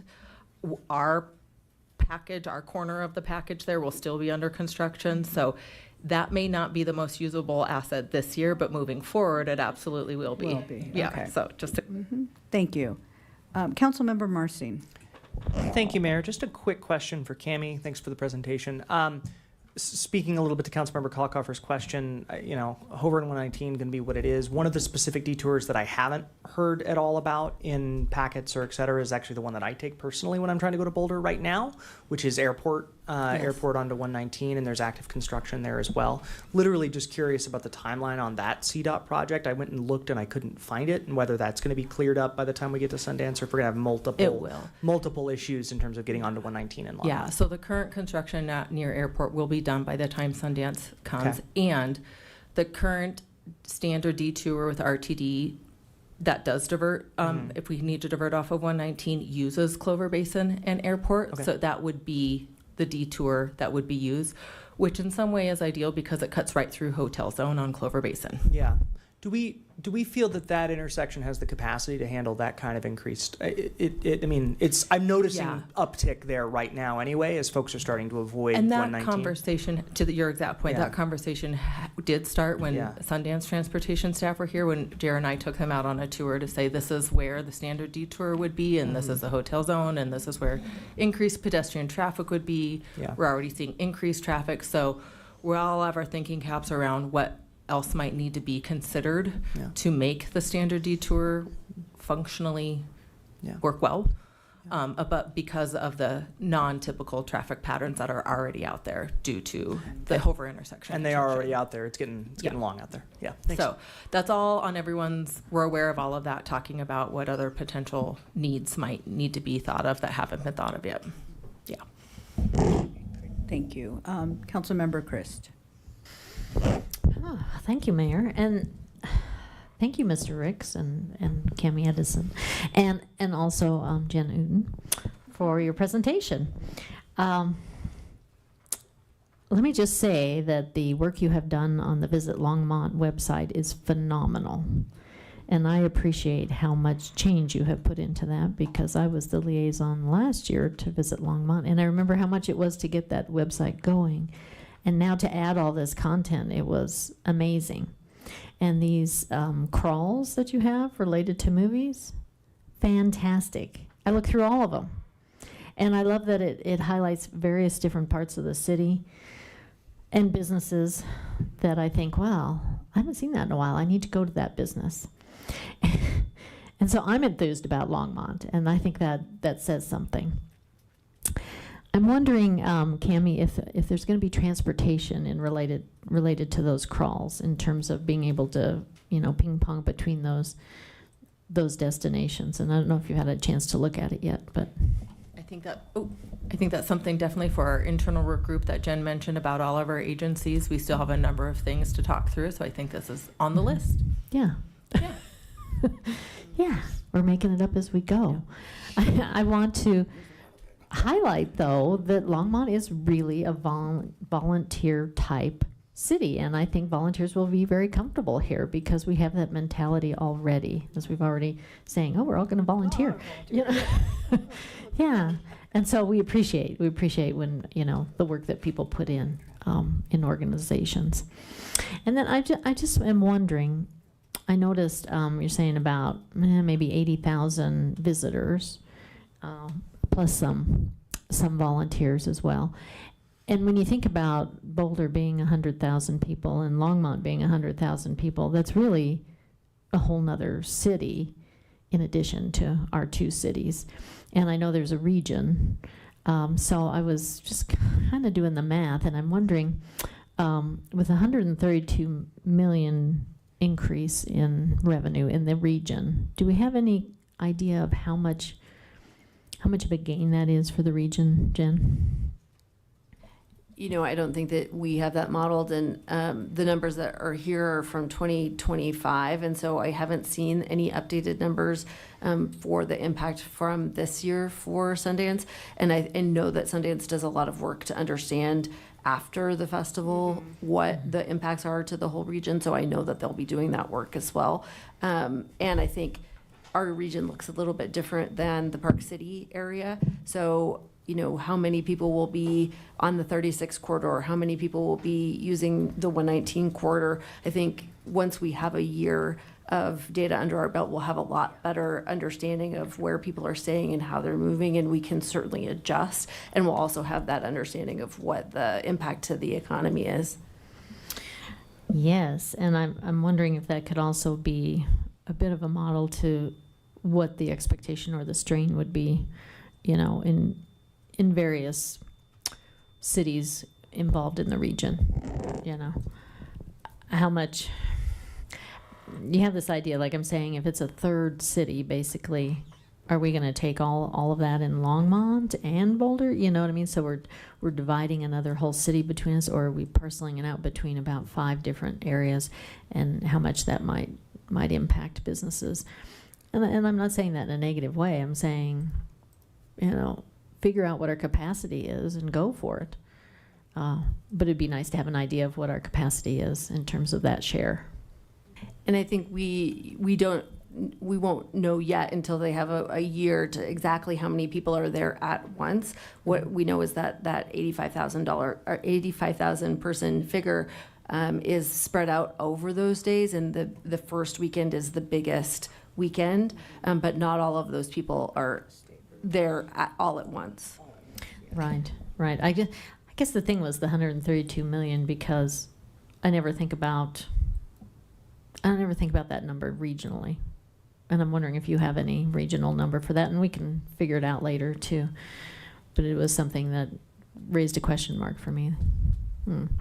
We can certainly send out that. There's a link to all of the data that they've put together, that Sundance has put together, that gives kind of sense of how long people stayed and when they stayed, and were those folks from Utah or were they from someplace else? It's data that is a little bit older, but we certainly can share that link with council and anybody else who'd like to see it. Yeah, I'd like that. Yeah, I would too, and that would be very helpful because I think Colorado runs a little similarly. I think we'll get, an influx from other Colorado cities because it's not that far to drive now to come up to Boulder. Well, and then it gives us a conceptual, to conceptualize what, how it's impacted other communities and help better inform our understanding. Right, definitely. Thank you again so much, and I'll be looking at the Destination Learning Lab as well. I just didn't have time that particular day to finish it, but I'm going to. Yeah, I just signed up right now, so. Okay. I'm told if you complete it, then that you could get a pin. Oh. Of Okay. Monty. Yeah. A Monty pin. Okay, I have one. I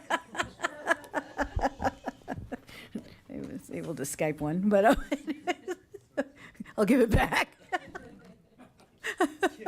Councilmember Popkin. Thank you, Mayor. I actually want to build on where Councilmember Christ was going with some of her discussion on regional impacts and population. I appreciated Assistant City Manager Artis's response today on a number of factors, and one of the things that he noted was to put the 85,000 visitors in context. UC Boulder regularly brings in 50 to 60,000 for game days, right? The Boulder 10K is approximately 100,000 people. Now the differences between those and Sundance is that people aren't probably staying mostly for an overnight situation there. Maybe once in a while they're staying 1-2 nights, but not a full stretch. So there is a fundamental difference in like the types of activities and kind of interaction with the local economy. So I'm really encouraged to hear all of the work and partnerships that we are actively noodling on and experimenting with. So thank you for doing that. I did want to ask about on the lodging side of things. Something I learned from just our packet alone was that Longmont apparently has 1,006 hotel rooms. That was a fact I did not know going into this. Do you have a sense of how that compares to other communities of our size?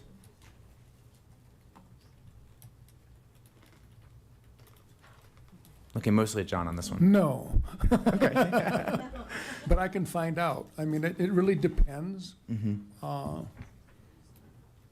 But yeah, I can check that out.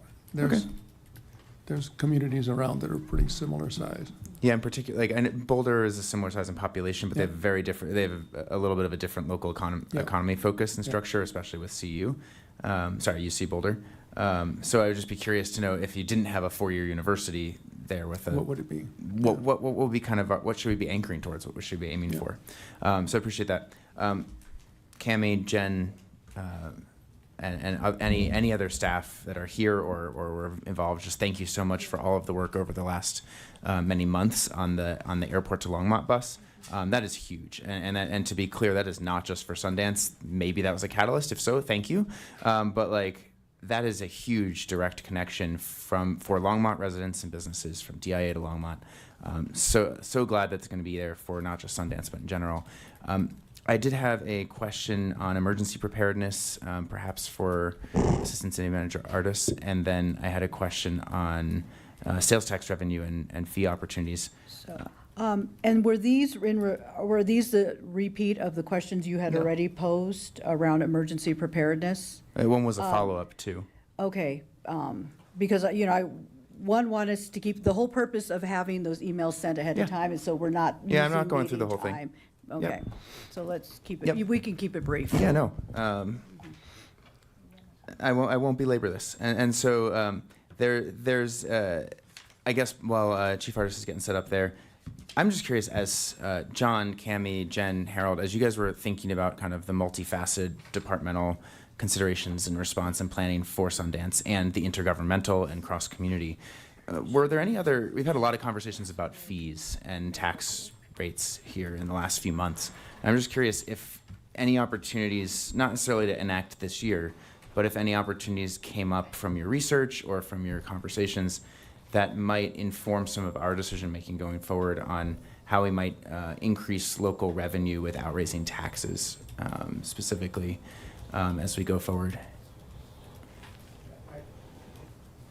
If you want to go, let me.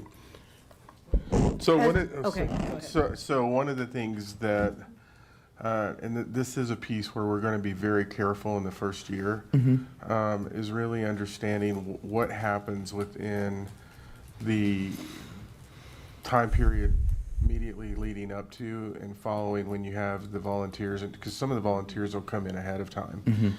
And try, we're going to be really conservative on estimating what the sales and use tax push is going to be during that period. We've actually reached out to people in Utah to try to understand it. The numbers that they put together are more regional, and so it's hard to get a sense what that local impact is going to be, especially because when you look at where folks tend to stay, there's actually more opportunities here than existed in Utah in terms of you have Broomfield available to you, you have Denver available, you have Longmont. You also, if you look on their site, they're also marketing Frederick Firestone hotels and Estes Park. And so understanding that is going in this first year, I think will lead us to then what opportunities come out of it once we get a sense of what the base is going to look like after year one. So that's, I think, how we want to approach it, because it's too early to say, well, what if we do this or this, until we understand what really is the impact to our community. I do think there will be a sales and use tax push. Yeah, and I'm thinking, like, are there other revenue opportunities that we might be wanting to either collect data for in year one, or be like kind of looking beyond just the sales and use tax to start to think about what rope might we be able to pull on? Yeah, absolutely. So when you think about, is there a way that when we understand what's happening on rideshare and things like that, that may be a lever that we look at. Or one of the levers we may look at is understanding what a potential expansion of Ride Longmont is during that period of time, and is there a way to monetize it to not only just help for that event, but help for the overall program.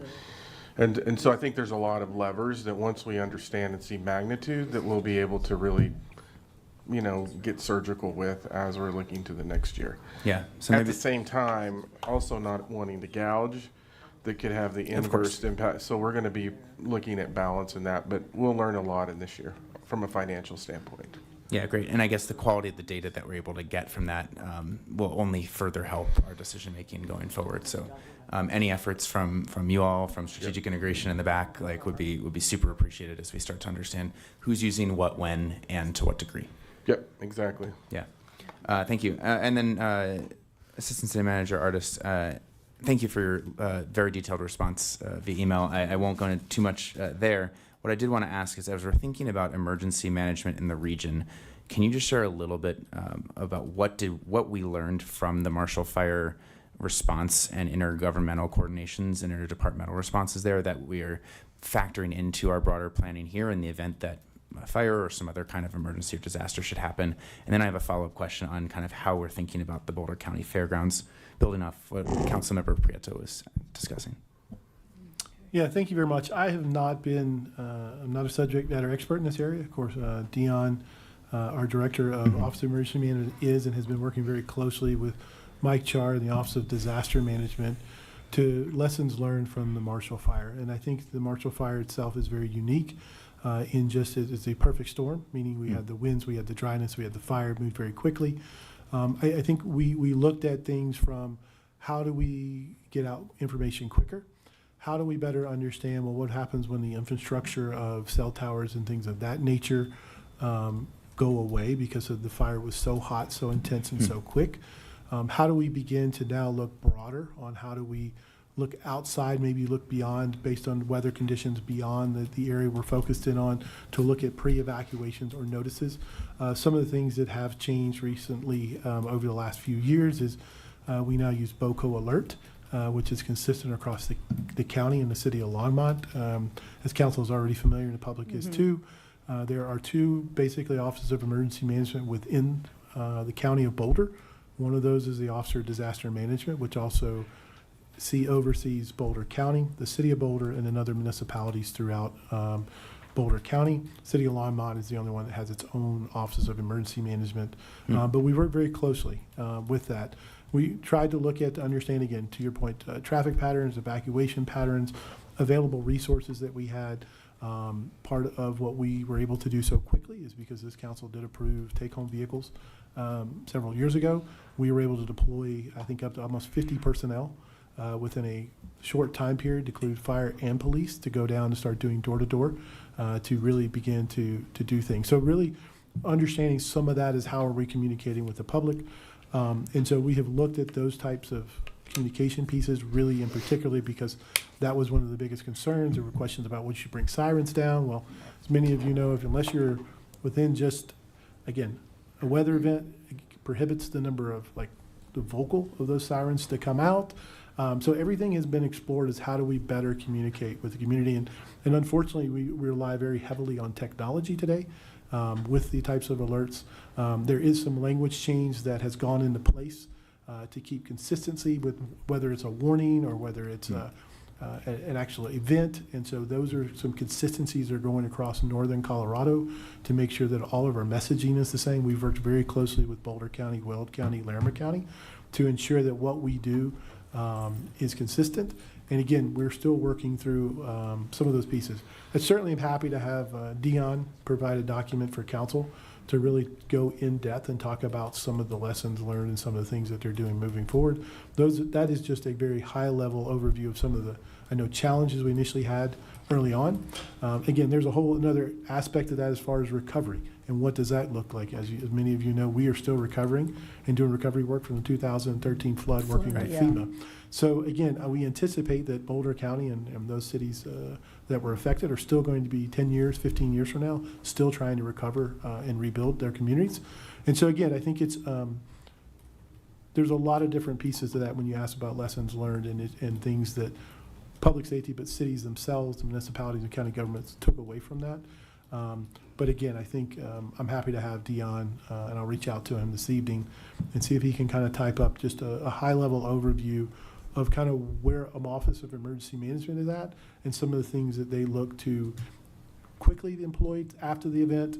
They've kind of worked over the last few years to do and future things that they're looking to do to try to make sure that when we have a type of disaster like that, that we're able to make sure that we provide the correct information accurately, quickly, and get individuals and community members out of those areas. Okay. And I'm sorry, Zach, I'm going to interrupt for just a moment. I have a question, though. How long did it take you to answer this entire email with all the responses to the questions? And, there was there were some hypotheticals in there, and I know, and it was very detailed. And, so my concern is, if you send something from staff, you ask something, that the time it's going to take to put it together, and how is this going to really help inform their work in collaboration with Boulder? So I want to get us I feel like we're kind of maybe veering off into another subject matter, and I want to bring us back, but I also want to be respectful of your time. Yes, ma'am. And staff's time as well. Yeah, I think it took me probably 2 hours to do that, and I asked several staff members to review that just to make sure that what I was providing you is accurate. But I think what is helpful is when I work in the world of public safety, and this is what I've done for almost 30 years, my institutional knowledge is a lot different than maybe sometimes the folks that I'm talking to, and I can answer that question very simply, go yes, no, maybe, forget it, right? Yeah. But that's not very helpful for you. And so trying to give a little bit of background and institutional knowledge, I think, is part of our responsibility when we're communicating with council. I am certainly grateful and appreciate, because it does take. Well, and I want to get your perspective. If 3 or 4 council too, members hit me with some issue and we're trying to educate or address it, it can take quite a bit of staff time to do it. But I think my goal is ultimately, as we go through and talk about these, and we talk about them over time, when these questions, because it seems about every 6 or 8 months to a year, the same things pop back up that we'll remember, oh, you know what, we talked about this a year ago. And so I think it's taking the time on the front end to really make sure that we know what we're talking about, make sure we've got our ducks in a row, but then also educating whoever our audience is at the time to make sure we have that. So, like, for an example, I didn't include this, there's a lot of work that's been done on the fire side of that. So for an example, which I'm pretty sure this council probably is not familiar with, and I did not include this document because there was a question about Marshall Fire. And one of the things that has been done that we are a part of is working with the county and our regional areas, that when there's a red flag day, we will actually bring on another wildland crew to be prepared. Or if there's a weather condition that we're concerned about, so that we have a quicker response to those areas. Yeah.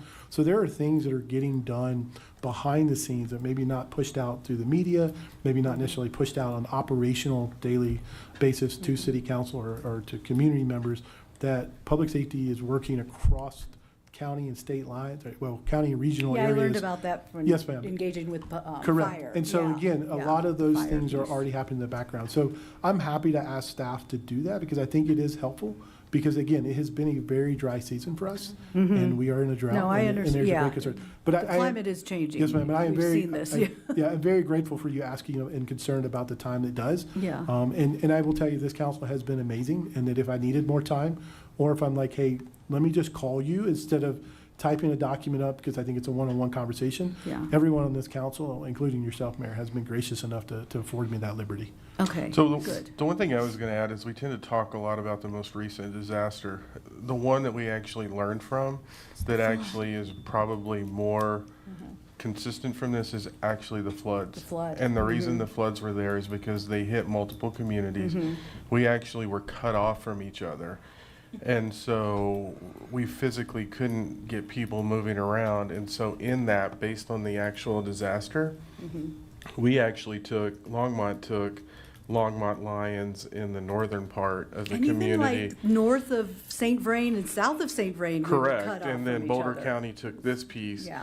And then what we did is we have processes and annexes that we went through, where then we started going to Evans and Greeley and other communities, Yeah. and they were coming in to support it. So I wanted to say that, because if there was ever a moment where we were tested, where the interoperability was really in place, it actually was the flood, because we literally couldn't get to each other.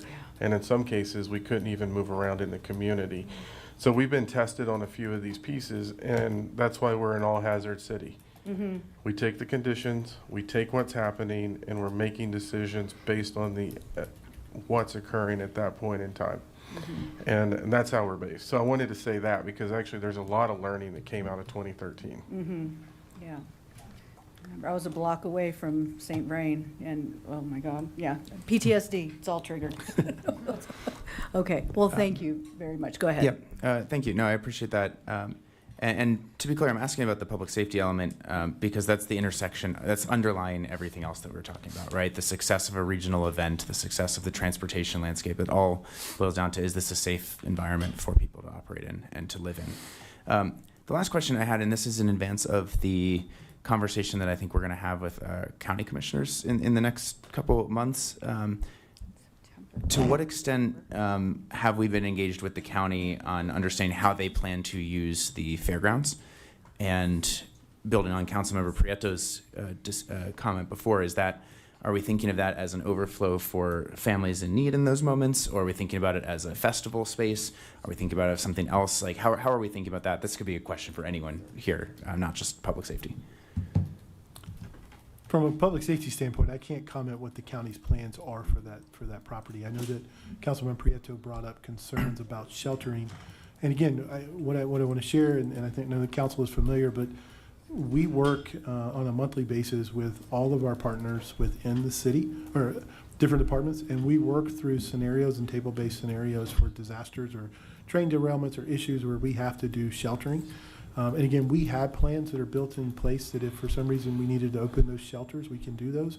We already automatically prepare and look at what happens when we have particularly colder nights and our unhoused folks, where we're going to put folks. So we have plans in place to activate. A while back, the county, I think, had some fires or some issues in the mountains, and they were looking for a secondary or third location for sheltering. And we were on standby for that to use the memorial building, which is set up for that. We already work extensively with the rec department and Jeff Friesner and that group. And so we already have those things built into place so that if we need to activate those, we can get those up very quickly. Specifically related to what the county does with the fairgrounds, public safety would only provide potential security or help with traffic control in those areas if they needed it. And we might even try to, as a city, if they requested, to try to help with staffing that facility based on whatever the incident is. And so, again, between the MOUs, the IGAs, and the agreements that we have, collectively, whether it's happening in Boulder County, City of Boulder, or City of Longmont, we all just jump in and pitch in, and we make it work. And so, again, if they're going to use it as festival space, they haven't shared that with us. They're going to use it as some type of potential area that sometimes they'll remove livestock and animals from the county where there may be a disaster going on and move it to the fairgrounds to have it. Again, we offer resources and offer to assist them, but it's really at their discretion on how much they want us or what they need from us. And so, again, I just want to reassure the community and the council that we have great partnerships and work with them. But as far as specifically related to Sundance, what those areas are going to be utilized, I couldn't tell you. Thanks. Okay, thank you. So, thank you very much. And, oh, yeah, okay. And this is your second time? Okay, yep, okay. Fast, Mayor, promise. Yes, okay. And I do apologize. Sometimes as we get into dialogue, you don't think about these things question until we pops up. actually, yeah. Just on the public safety standpoint, as far as transportation, and it's reassuring that you folks are all talking to each other. And I'm just thinking about SVVSD, kids are back to school, and some of the high traffic areas. One specific area I'm thinking about is like Sunset and Ken Pratt, CTEC, CDC, and Old Columbine's right there. Any students who are walking across high traffic areas, sounds like we're going to have an influx of Uber drivers and people driving in Longmont that are not familiar with Longmont, our streets and students. And so just thinking about it from that standpoint as well, just making sure that maybe we're working with SVVSD. This could be a topic that we talk about with the board, and or maybe public safety can support during those school hours when school starts and then ends, making sure kids are able to cross safely. So yes, ma'am. So we have a crossing guard program that exists with St. Verlaine Schools District. We do communicate quite frequently with them. They have a security director. I have not had an opportunity to meet her. She is new, but they do. We do work very closely with them. We also have SROs at our schools, and so when we do receive complaints and issues, we have done enforcement. And unfortunately, we have caught some of our teachers coming through those areas in those moments where we were doing traffic enforcement in those areas. So we do take those. And I don't mean to pick on teachers. I'm just saying that because I know some of you are. So I'm not trying to pick on it. But again, some of the folks that are calling us, we find that in subdivisions, the folks that are calling us to say there's a traffic issue, oftentimes we catch them like, well, I called. Well, you were speeding too. So we do enforce that. We do address the issues when we do see those problems in school zones. Our traffic unit is very good about doing that, along with our patrol division, again, to allocating during those times of either coming to school or release. And so we'll continue to monitor those situations. And I would assume as time goes on, and because this is our first Sundance, we will have to make some operational adjustments early on to meet the needs of the community, simply based upon what we don't know. What we don't know is what we don't know, right? And so I think we're prepared to make operational adjustments, and our staff knows that, to make sure that, again, because traffic is an issue, we'll deal with that. If speeding is an issue, we'll deal with that. If we need extra patrols because we have all of our hotels full and we have folks sleeping in their vehicles, we'll deal with that. If we have issues of we can't find places for families to sleep at night, then again, the city, and I don't want to speak for City Hall, but I feel confident the city and public safety will step into those gaps to make sure that we meet the needs of the community. Thank you, Chief. Yes, ma'am. Okay, thank you. Councilmember Kalkoffer. Thank you, Mayor. Super quick. Final plug for Visit Longmont. VisitLongmont.org is not only for visitors, it's for us too. And it's a great resource for us, and Jira and John. Thanks for having such a beautiful website that makes me feel proud to be a Longmont resident.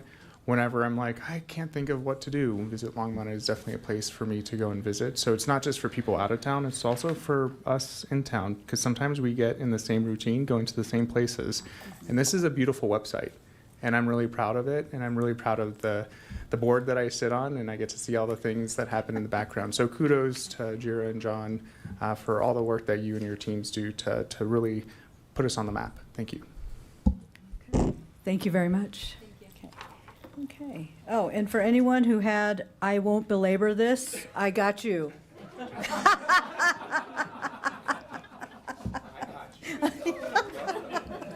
I had to pull it out of you. So, Okay, we are on to the Public Educational and Government Video Services Contract and presentation or update. Okay. By Sandy Cedar, Assistant City Manager, and Lindsay Diamond as well? Or are you Yes. just, okay. We'll be thank quick. you. Yeah, no No worries. presentation. Okay. Just don't belabor it. Don't belabor it. Don't belabor it. Mayor, City Council, we are here. It is the annual return of the Public Educational and Governmental Video, or PEG, Video Services Contract. As a reminder, this is an exception in the purchasing codes, so the contract for PEG services comes before council for direction every year. There's some additional details in the council communication. I did want to point out that the staff recommendation this year is to extend the current contract with LPM with some minor changes. And we're looking for the possibility of extending this contract for an additional 4 years. So that is our staff recommendation, and we're here to answer any questions and look for your guidance and feedback on this contract. Okay, thank you. Mayor Pro Tem. Thank you, Mayor. So, Lindsay, can you tell us, when you're saying that, and maybe I missed this, that when you're going to extend it to 4 years, is there going to be a cost of living sort of raises involved with it?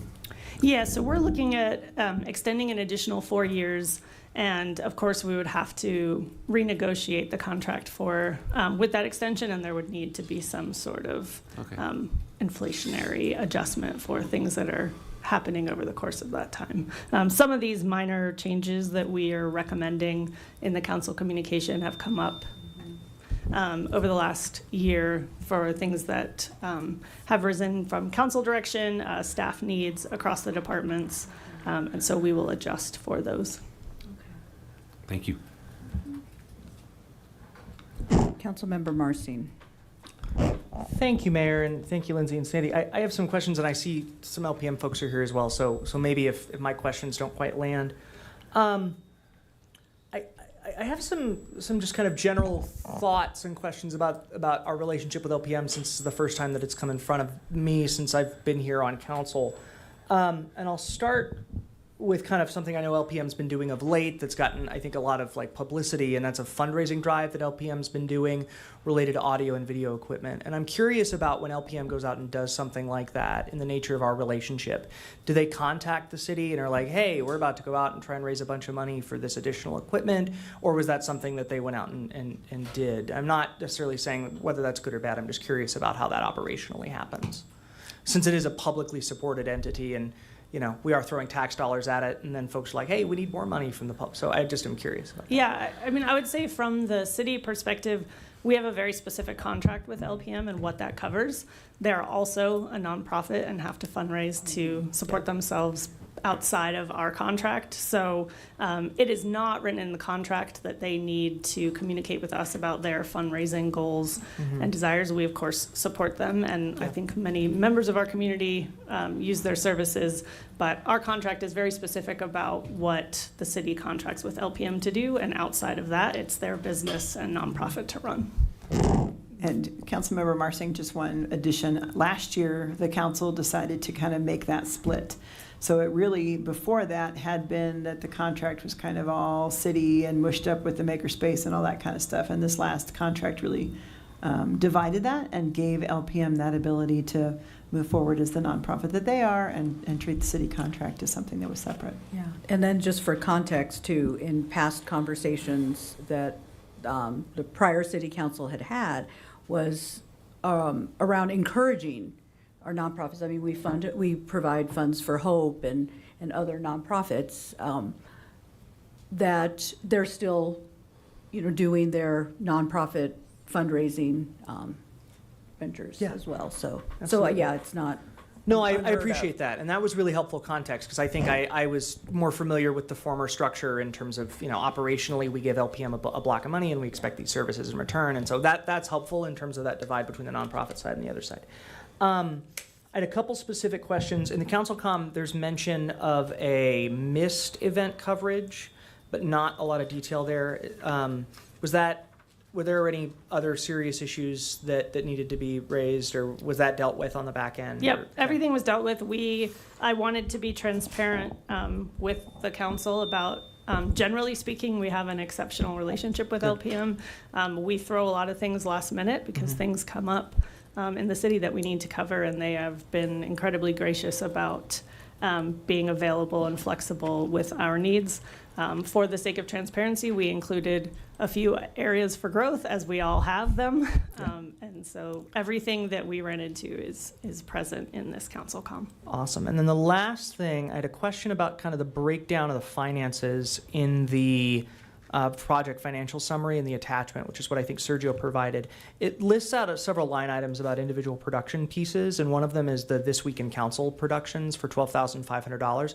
I'm curious if, because I've seen those, they pop up, they're short form videos, and my understanding is we provide the script, and I know it doesn't cost anything to post something on TikTok, so I'm just curious about if those line items are kind of, and this may be a question for LPM, if those line items are spread out across kind of, hey, here's what everything costs and we're going to allocate here, here, here, and here, or if there is actual, if LPM is actually saying this is what this costs for these specific pieces, if that makes sense. I won't speak for Sergio or LPM in terms of those line item costs. I will, because you mentioned TWIC, I will say one of our revisions, changes for the contract moving forward, I don't know if you've experienced this, but just with the algorithm changes, a lot of times the TWIC video shows up for me on Wednesday, which is not very helpful for the council. So one of the changes is, unlike the current contract, which specifically calls out TWIC and TWIL, This Week in Longmont and This Week in Council, generalizing and leveling that, bringing that up 10,000 feet to just say a council promotion and rethinking what that would look like, what the schedule would look like, and how to promote council. And awesome. Okay, so I'm curious. I don't know how much more time I have. If I have time for two more questions. Oh, amazing. Can I actually ask a question of LPM, if that's okay? If Sergio, I'll be really quick. There are two questions that I had for you because it actually got flagged for me today. I would have sent it to you beforehand, but I saw the Too Long Didn't Watch recaps that have, and I know that's not part of necessarily the contract, but those are 7-hour meetings. I'm wondering if first, well. Let's go back to I'll do that in a second. The budget piece and the line items of the budget, can you speak to that at all in terms of, hey, we're allocating these in these different places if needed, but it kind of all goes into the same pot? Is that generally how LPM is thinking about it in terms of the dollars from this contract? Yeah, so Sergio Angelis, Executive Director of Longmont Public Media. So Councilmember Morsing, that's correct. Yeah, so as part of the RFP process last year, we had to just allocate how we would spend dollars. Got it. Initially, it's still staff time that goes towards funding. Totally understand that. Thank you. That helps clarify the staff time piece. And then just generally, and this is not a criticism necessarily, how much in terms of some of this other video content that's being used that you all are producing are you using AI tools? For example, to summarize video, to do things like that. I noticed a little inaccuracy on the back end of the council recap video this week about the airport decision and the conversation we had. It's not a criticism, but I'm curious about how you're thinking about that in terms of alleviating staff time and risk and those sorts of things. I noticed an AI-generated podcast studio image. It's a more philosophical conversation as we consider these pieces than any kind of criticism or anything like that. So don't take it that way. Yeah, no, I don't at all. Okay. So, yeah, good question. I actually was pretty transparent about LPM's AI usage 2 weeks ago when I was on a panel at Longmont Library around AI. So we do use AI quite a bit internally for a variety of different things, from script production to editing. So Too Long Didn't Watch is generated by us taking a transcript, combine and using AI to shorten it. And then we do review it, make a video out of it, and then publish it. There's other uses that we use AI for, newsletters. We did use it for the fundraiser that we're currently doing, more of to give an idea of what it could look like, and I think we were transparent about that. Yeah. So yeah, we do use it a fair amount. I encourage my staff to use it. We use it for all kinds of other internal tooling to improve our workflows, and I could spend a lot more time going into it if you No, want. I was curious. I assumed that was the case, but I just wanted to ask. Thanks so much. That's all I got. Yep. Councilmember Christ. Thank you, Mayor. Lindsay, your council communication says this contract currently costs $210,750. So that's actually 2025's contract price. That would be 2026. Oh, I'm sorry, yeah, I forget what year we're in. So that's what we're paying currently. So what would the new contract cost? And do you have a factor that you're going to use each year? I'm wondering if that should be stated, you know, for instance, 3%, or we've been, especially with our rates and charges discussion, we've been talking about CPI versus inflation. Turns out that in July they were the same rate, which was about 3.5%. So just wondering what your thought is for that, and if you have any structure. Councilmember Christ, I'll take that one. We have not negotiated that at this point. The council needs to decide whether this is the direction we want to go with the contract first, and then we would make that negotiation. Okay, so that's not a negotiation that council has to weigh in on. Correct. It's something that you're going to do. What we're looking for is the meat of where do you want for this contract to go. That's kind of where your role is in this whole process, and then we handle all the paperwork. Okay, I would like to see some factor for each year, whatever seems fair, and that is agreeable to LPM. And Councilmember Christ, I should be clear that once a contract is agreed upon, you do have to approve it. This is one contract Correct. that you do approve. So we would finish our negotiations, have those discussions, and bring this contract back, as well as the lease for the Carnegie Building, back to council. It's a weird one because council is usually completely out of those purchasing decisions, but in this case, it's particularly exempted from the purchasing code. Right. Thank you. Yeah, and I just wanted to make sure that was on our radar, so it's in my notes. And then one of the other questions I have is in this minor changes area, explicitly include drone photo/videography within scope. First of all, does this have anything to do with fireworks? No, it does she not. got you. You got It's on my bingo. But it did make me think about it because of the drone show. And then, what do you mean within scope? I just wanted some context with what that meant. Sure. So the contract for 2026 does not include drone photography or videography within the contract. So if we needed to request drone photography or videography from LPM, it was going to be part of the sort of a la carte or ad hoc hours. And that's coming up just frequently enough that I think it makes sense to build that into the contract so that we're just covered for some of those drone photography and videography requests. Okay, so are you going to add on to that portion of the contract since there would be extra? Yeah. So extra that would gravy be in part there? of the negotiation, is understanding what. Or part of the current city hours. Or part of the current city hours, right? Yeah. And then I also wondered when there's changes, add-ons or changes or, you know, some of these minor changes that we're talking about here, is there a cost either to the city or to LPM? For instance, is there a cost if they miss something, or is there a cost if you have to add on something that you hadn't thought of? There would be certainly costs with any sort of add-on. And in the current contract, we had built in the hourly cost for those additional requests. So I think we would maintain something along those lines in this updated contract to make sure that we're covered for these requests that come in. We had 25 hours in the current contract with LPM. And so we had a built-in add-on hour so that if we had a request that we needed to fulfill that was beyond those 25 hours, we would be able to request LPM if they had the ability, if they had staff to do that, we would be paying that additional charge for those hours.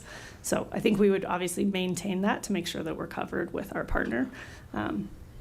Hopefully that and just answers to the be clear question. on that 25 hours is in addition to all the council meetings, all the board meetings, all the other things in the contract. I don't want you to think that it's this money for 25 hours. Correct, and I kind of remember that in the presentation. So my other question is, how'd we do? Was 25 hours enough? Yeah, we've been able to, July's a hot month with July 4th, but I believe up to date, we've managed to stay within the 25 hours, though we're doing, I think, a pretty good job of using a lot of those hours this year. So, and I expect that to continue to grow just with more events and more opportunities at the city. Right, so as that maybe grows out of 25 hours, you would have a price point for that. Okay. I'm just trying to get the lay of the land, Yeah. and thank you, ladies, for presenting that. Great, thank you. Councilmember Popkin. Great. Well, seeing no other mics on, I was actually going to, do you want a formal motion for this? I think so, yeah. Okay. Then I was going to make a motion to approve council option 1 to continue the contract with small changes and include the adjustments that staff recommended. Second. Okay, so the motion has been made to approve the, where's the language? Oh, to continue the contract with the small changes as recommended. The motion was made by Councilmember Popkin, seconded by Mayor Pro Tem McCoy. Seeing no one in the queue, let's go ahead and vote.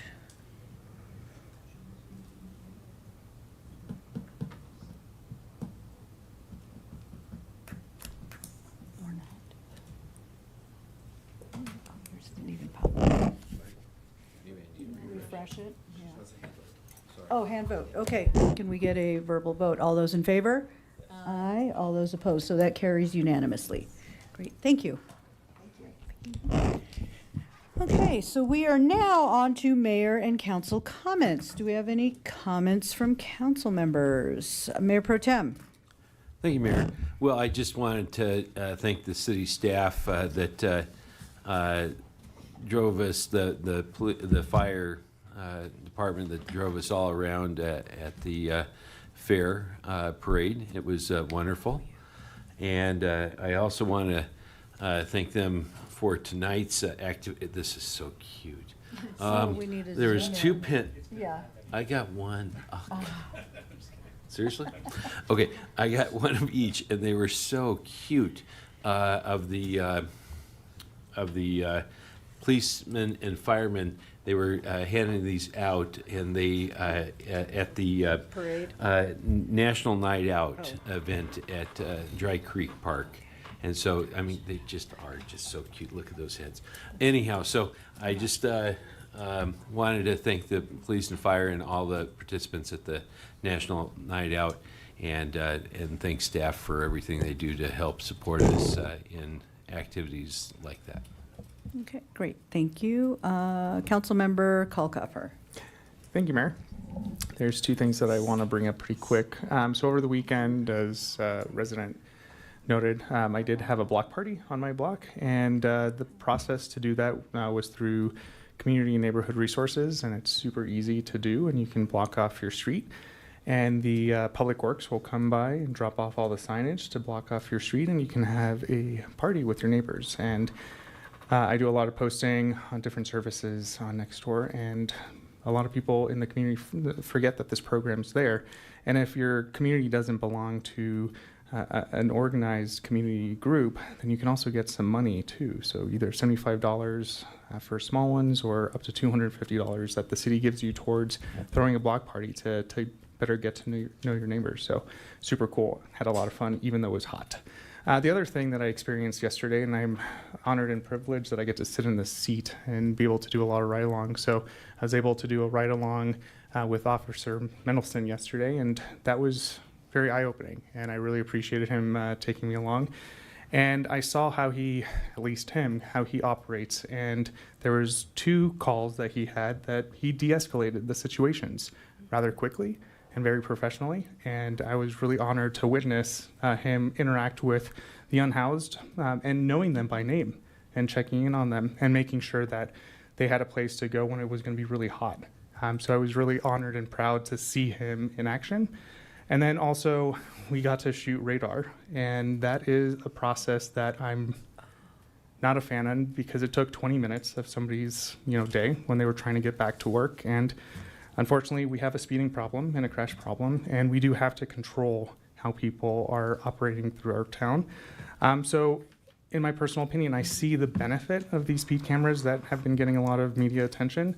And instead of this person having 20 minutes taken away from their day, a $40 ticket with no points is a little bit easier of a warning to tell people to slow down. So really appreciate the ride along, and yeah, really proud to be here. Great, thank you. Councilmember Popkin. Thank you, Mayor. We've had a lot of discussion around sales tax revenue, property tax revenue, kind of redevelopment, kind of the future growth of the First and Main area. And I just wanted to note that the working group on the MUIR zone that I asked council I informed council that I wanted to do to engage with some of Ward 2 residents is meeting for our third workshop this Sunday. And we'll have 2 more in this series. That's a cumulative effort, so we're building on the topics as we go. If anyone's curious about, I do intend to kind of pull together some of the takeaways from that at the end of that, but if anyone's curious how it's going, feel free to reach out. I'm more than happy to sit down and share. Certainly the more we activate the spaces that we already have within the center of our community, the more we're increasing our tax base. And that very much plays into a lot of the core service conversations that we're having in the revenue structures. So just wanted to share that if you're interested in digging in. Secondly, I did want to just acknowledge, Mayor, I fully respect the time that staff spends responding to this, and I have repeatedly shared with them that I don't expect a long response when I ask certain questions via email and in person. And so I just wanted to note that, like, I do appreciate that the dynamics that presents, and I generally defer to staff as to respond as they deem optimal in those situations. And if that's a conversation we should have, I'm more than happy to have it with any single one of our members or our staff. Okay. So I just want to note that, like, I very much respect the time and the effort that goes into it. And that is something I continue to have a conversation with them about. I think that is all I had. Thanks. Okay, great. Thank you. And I do have a few things I want to share. One of the updates for council is, we had our Platte River Power Authority board meeting last Thursday, and we did get an update. So we've been had some work sessions on our work session on our strategic plan. So the last one that was documented was 2023. When I looked at the people who were on the board at that time, we have a whole new board. So there's been a complete turnover of the 4 mayors as well as the 4 city representatives who sit on that.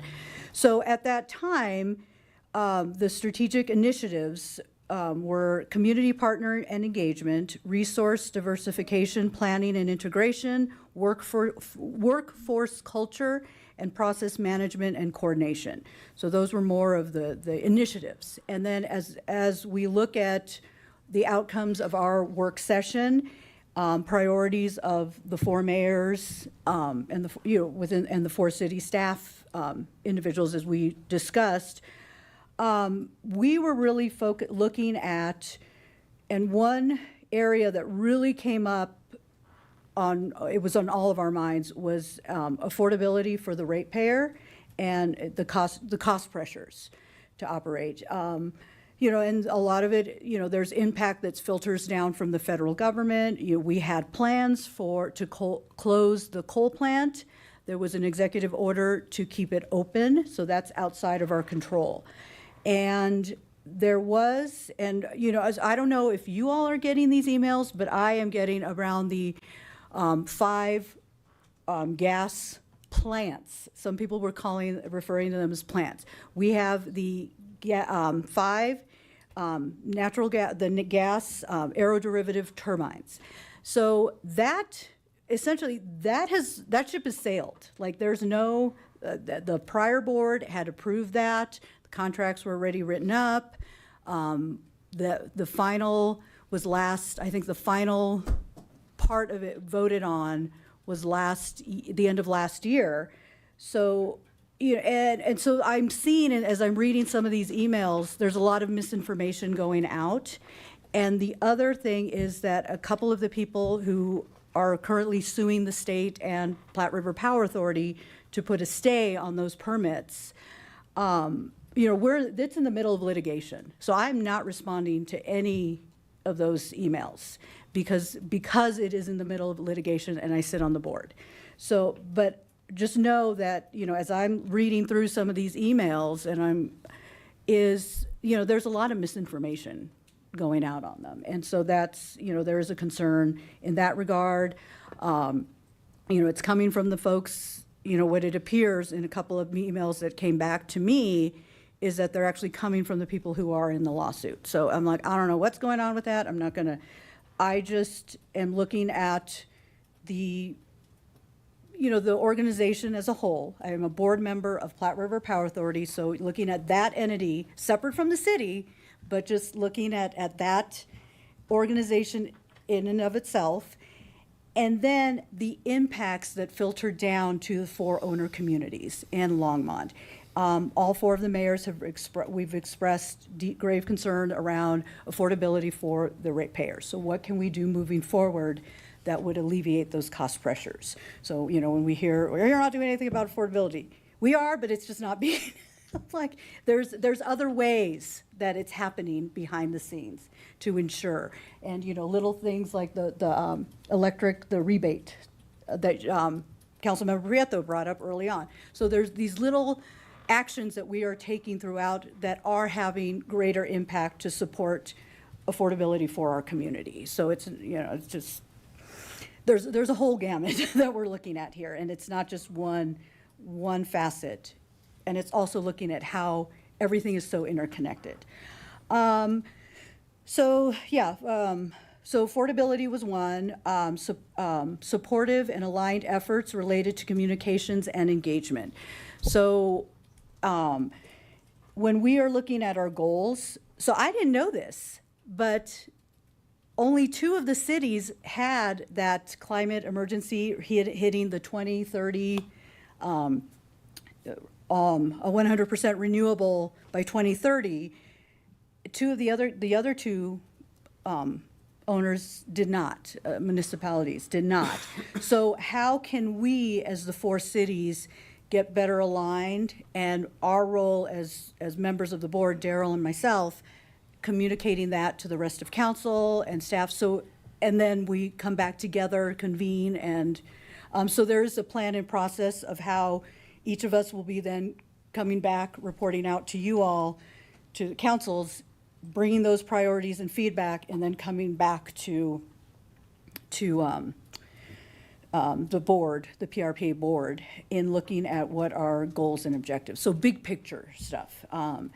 And then, again, with communications and engagement for our ratepayers, for our residents, and then closer alignment between Platte River Power Authority and the owner community carbon goals. So that's going back to that resolution that the City of Longmont made and City of Fort Collins made, but the other 2 did not. So really, if we can align better on what our own community goals are and how that can play in the bigger picture of Platte River Power Authority. And then, we are interested in metrics and reporting to ensure progress. So looking at filling in some of those gaps. So no, it was a great work session. There's going to be opportunities for council members or even members of the public to provide input as we work on our strategic plan. So providing recommendations as well. And then, so that's that realm. And we can talk about it later. I was trying to be the last one to speak. So on all this, get out of there, get out of there. So the other thing that I wanted to mention was in response to some comments we've heard about public safety and our core team, our STAR team. So when I go to National League of Cities or even the National Education Association. So I've done presentations for other educators as well who are struggling with, we have this SRO program, we want it out, this, that. And then I start explaining what Longmont is doing and what Longmont has been doing. And I'm thinking about it from, I have a daughter who survived suicide. We've called the police. I have a son who's diagnosed autism and now schizophrenic. We've called the police. When they've come out, the level of de-escalation, not just for my children, but for me, because I'm a hot and heated person. I'm like, what's happening? And I'm very passionate.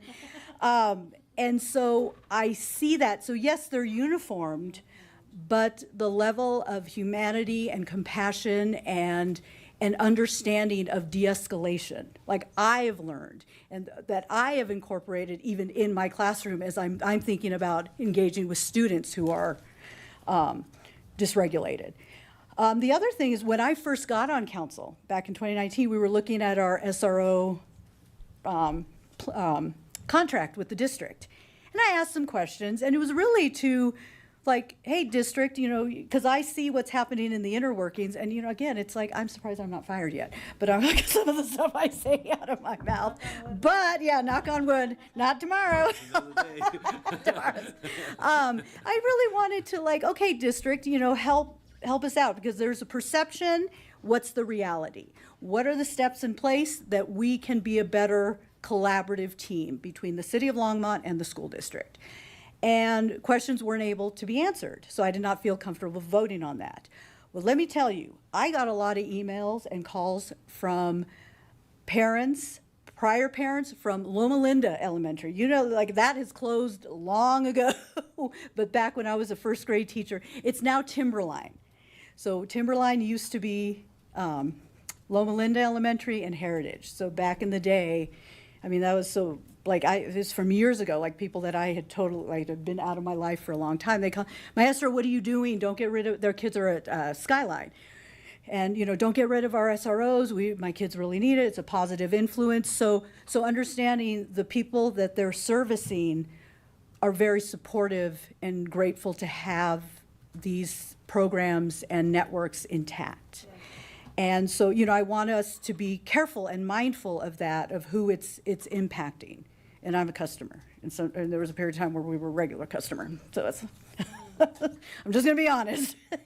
And I've been appreciative of how folks have come to our door and worked with my family and myself. And, you know, so I do feel passionate about supporting our core services, because it's not just fire, it's not just police, but it's core, it's all the other integrated services that happen. So I want us to also be cognizant of that public safety encompasses a huge umbrella that work directly with community and are greatly valued by some of our most marginalized and struggling, vulnerable populations. So, and then I'm going to end on a happy note. Last Saturday, we attended the Longmont Sister Cities dinner in collaboration with, or, you know, we had the Northern Arapaho were not able to attend, but we got to hear Rachel speak about and some of the students who went to the reservation got to speak a little bit about their experiences. But we did have the Japanese delegation and the Mexican delegation from Ciudad Guzman, and their city council person, Marisol, who I learned is also an educator. So she's a teacher by day and city council person by night. So that was very exciting. We got along very well. But they provided us with some gifts, and I wanted to share with you all. I hope, and we will have these at somewhere in the Civic Center. But yeah, so the Zapotlan El Grande, Gobierno Municipal. So they had their, their Árbol de Zapotlan El Grande. Okay, so, and they had their artwork. So this handcrafted piece eloquently encapsulates two emblematic features of our municipal identity: the serene laguna, the Zapotlan El Grande, and the imposing Nevado de Colima. And so it's this hand sculptured clay. And so we'll have that displayed. So it's very beautiful. And then the other one, and this is a big one that I might need help with, and maybe we can come around to the front for the public. Oh yeah, thank you. You want to come around front? Since you're already standing, I'll just grab you. Since you're standing anyways. So this was from you got it?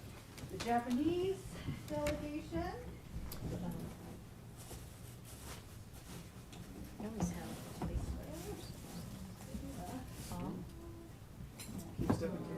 Oh, let's put it in the camera so they can see that.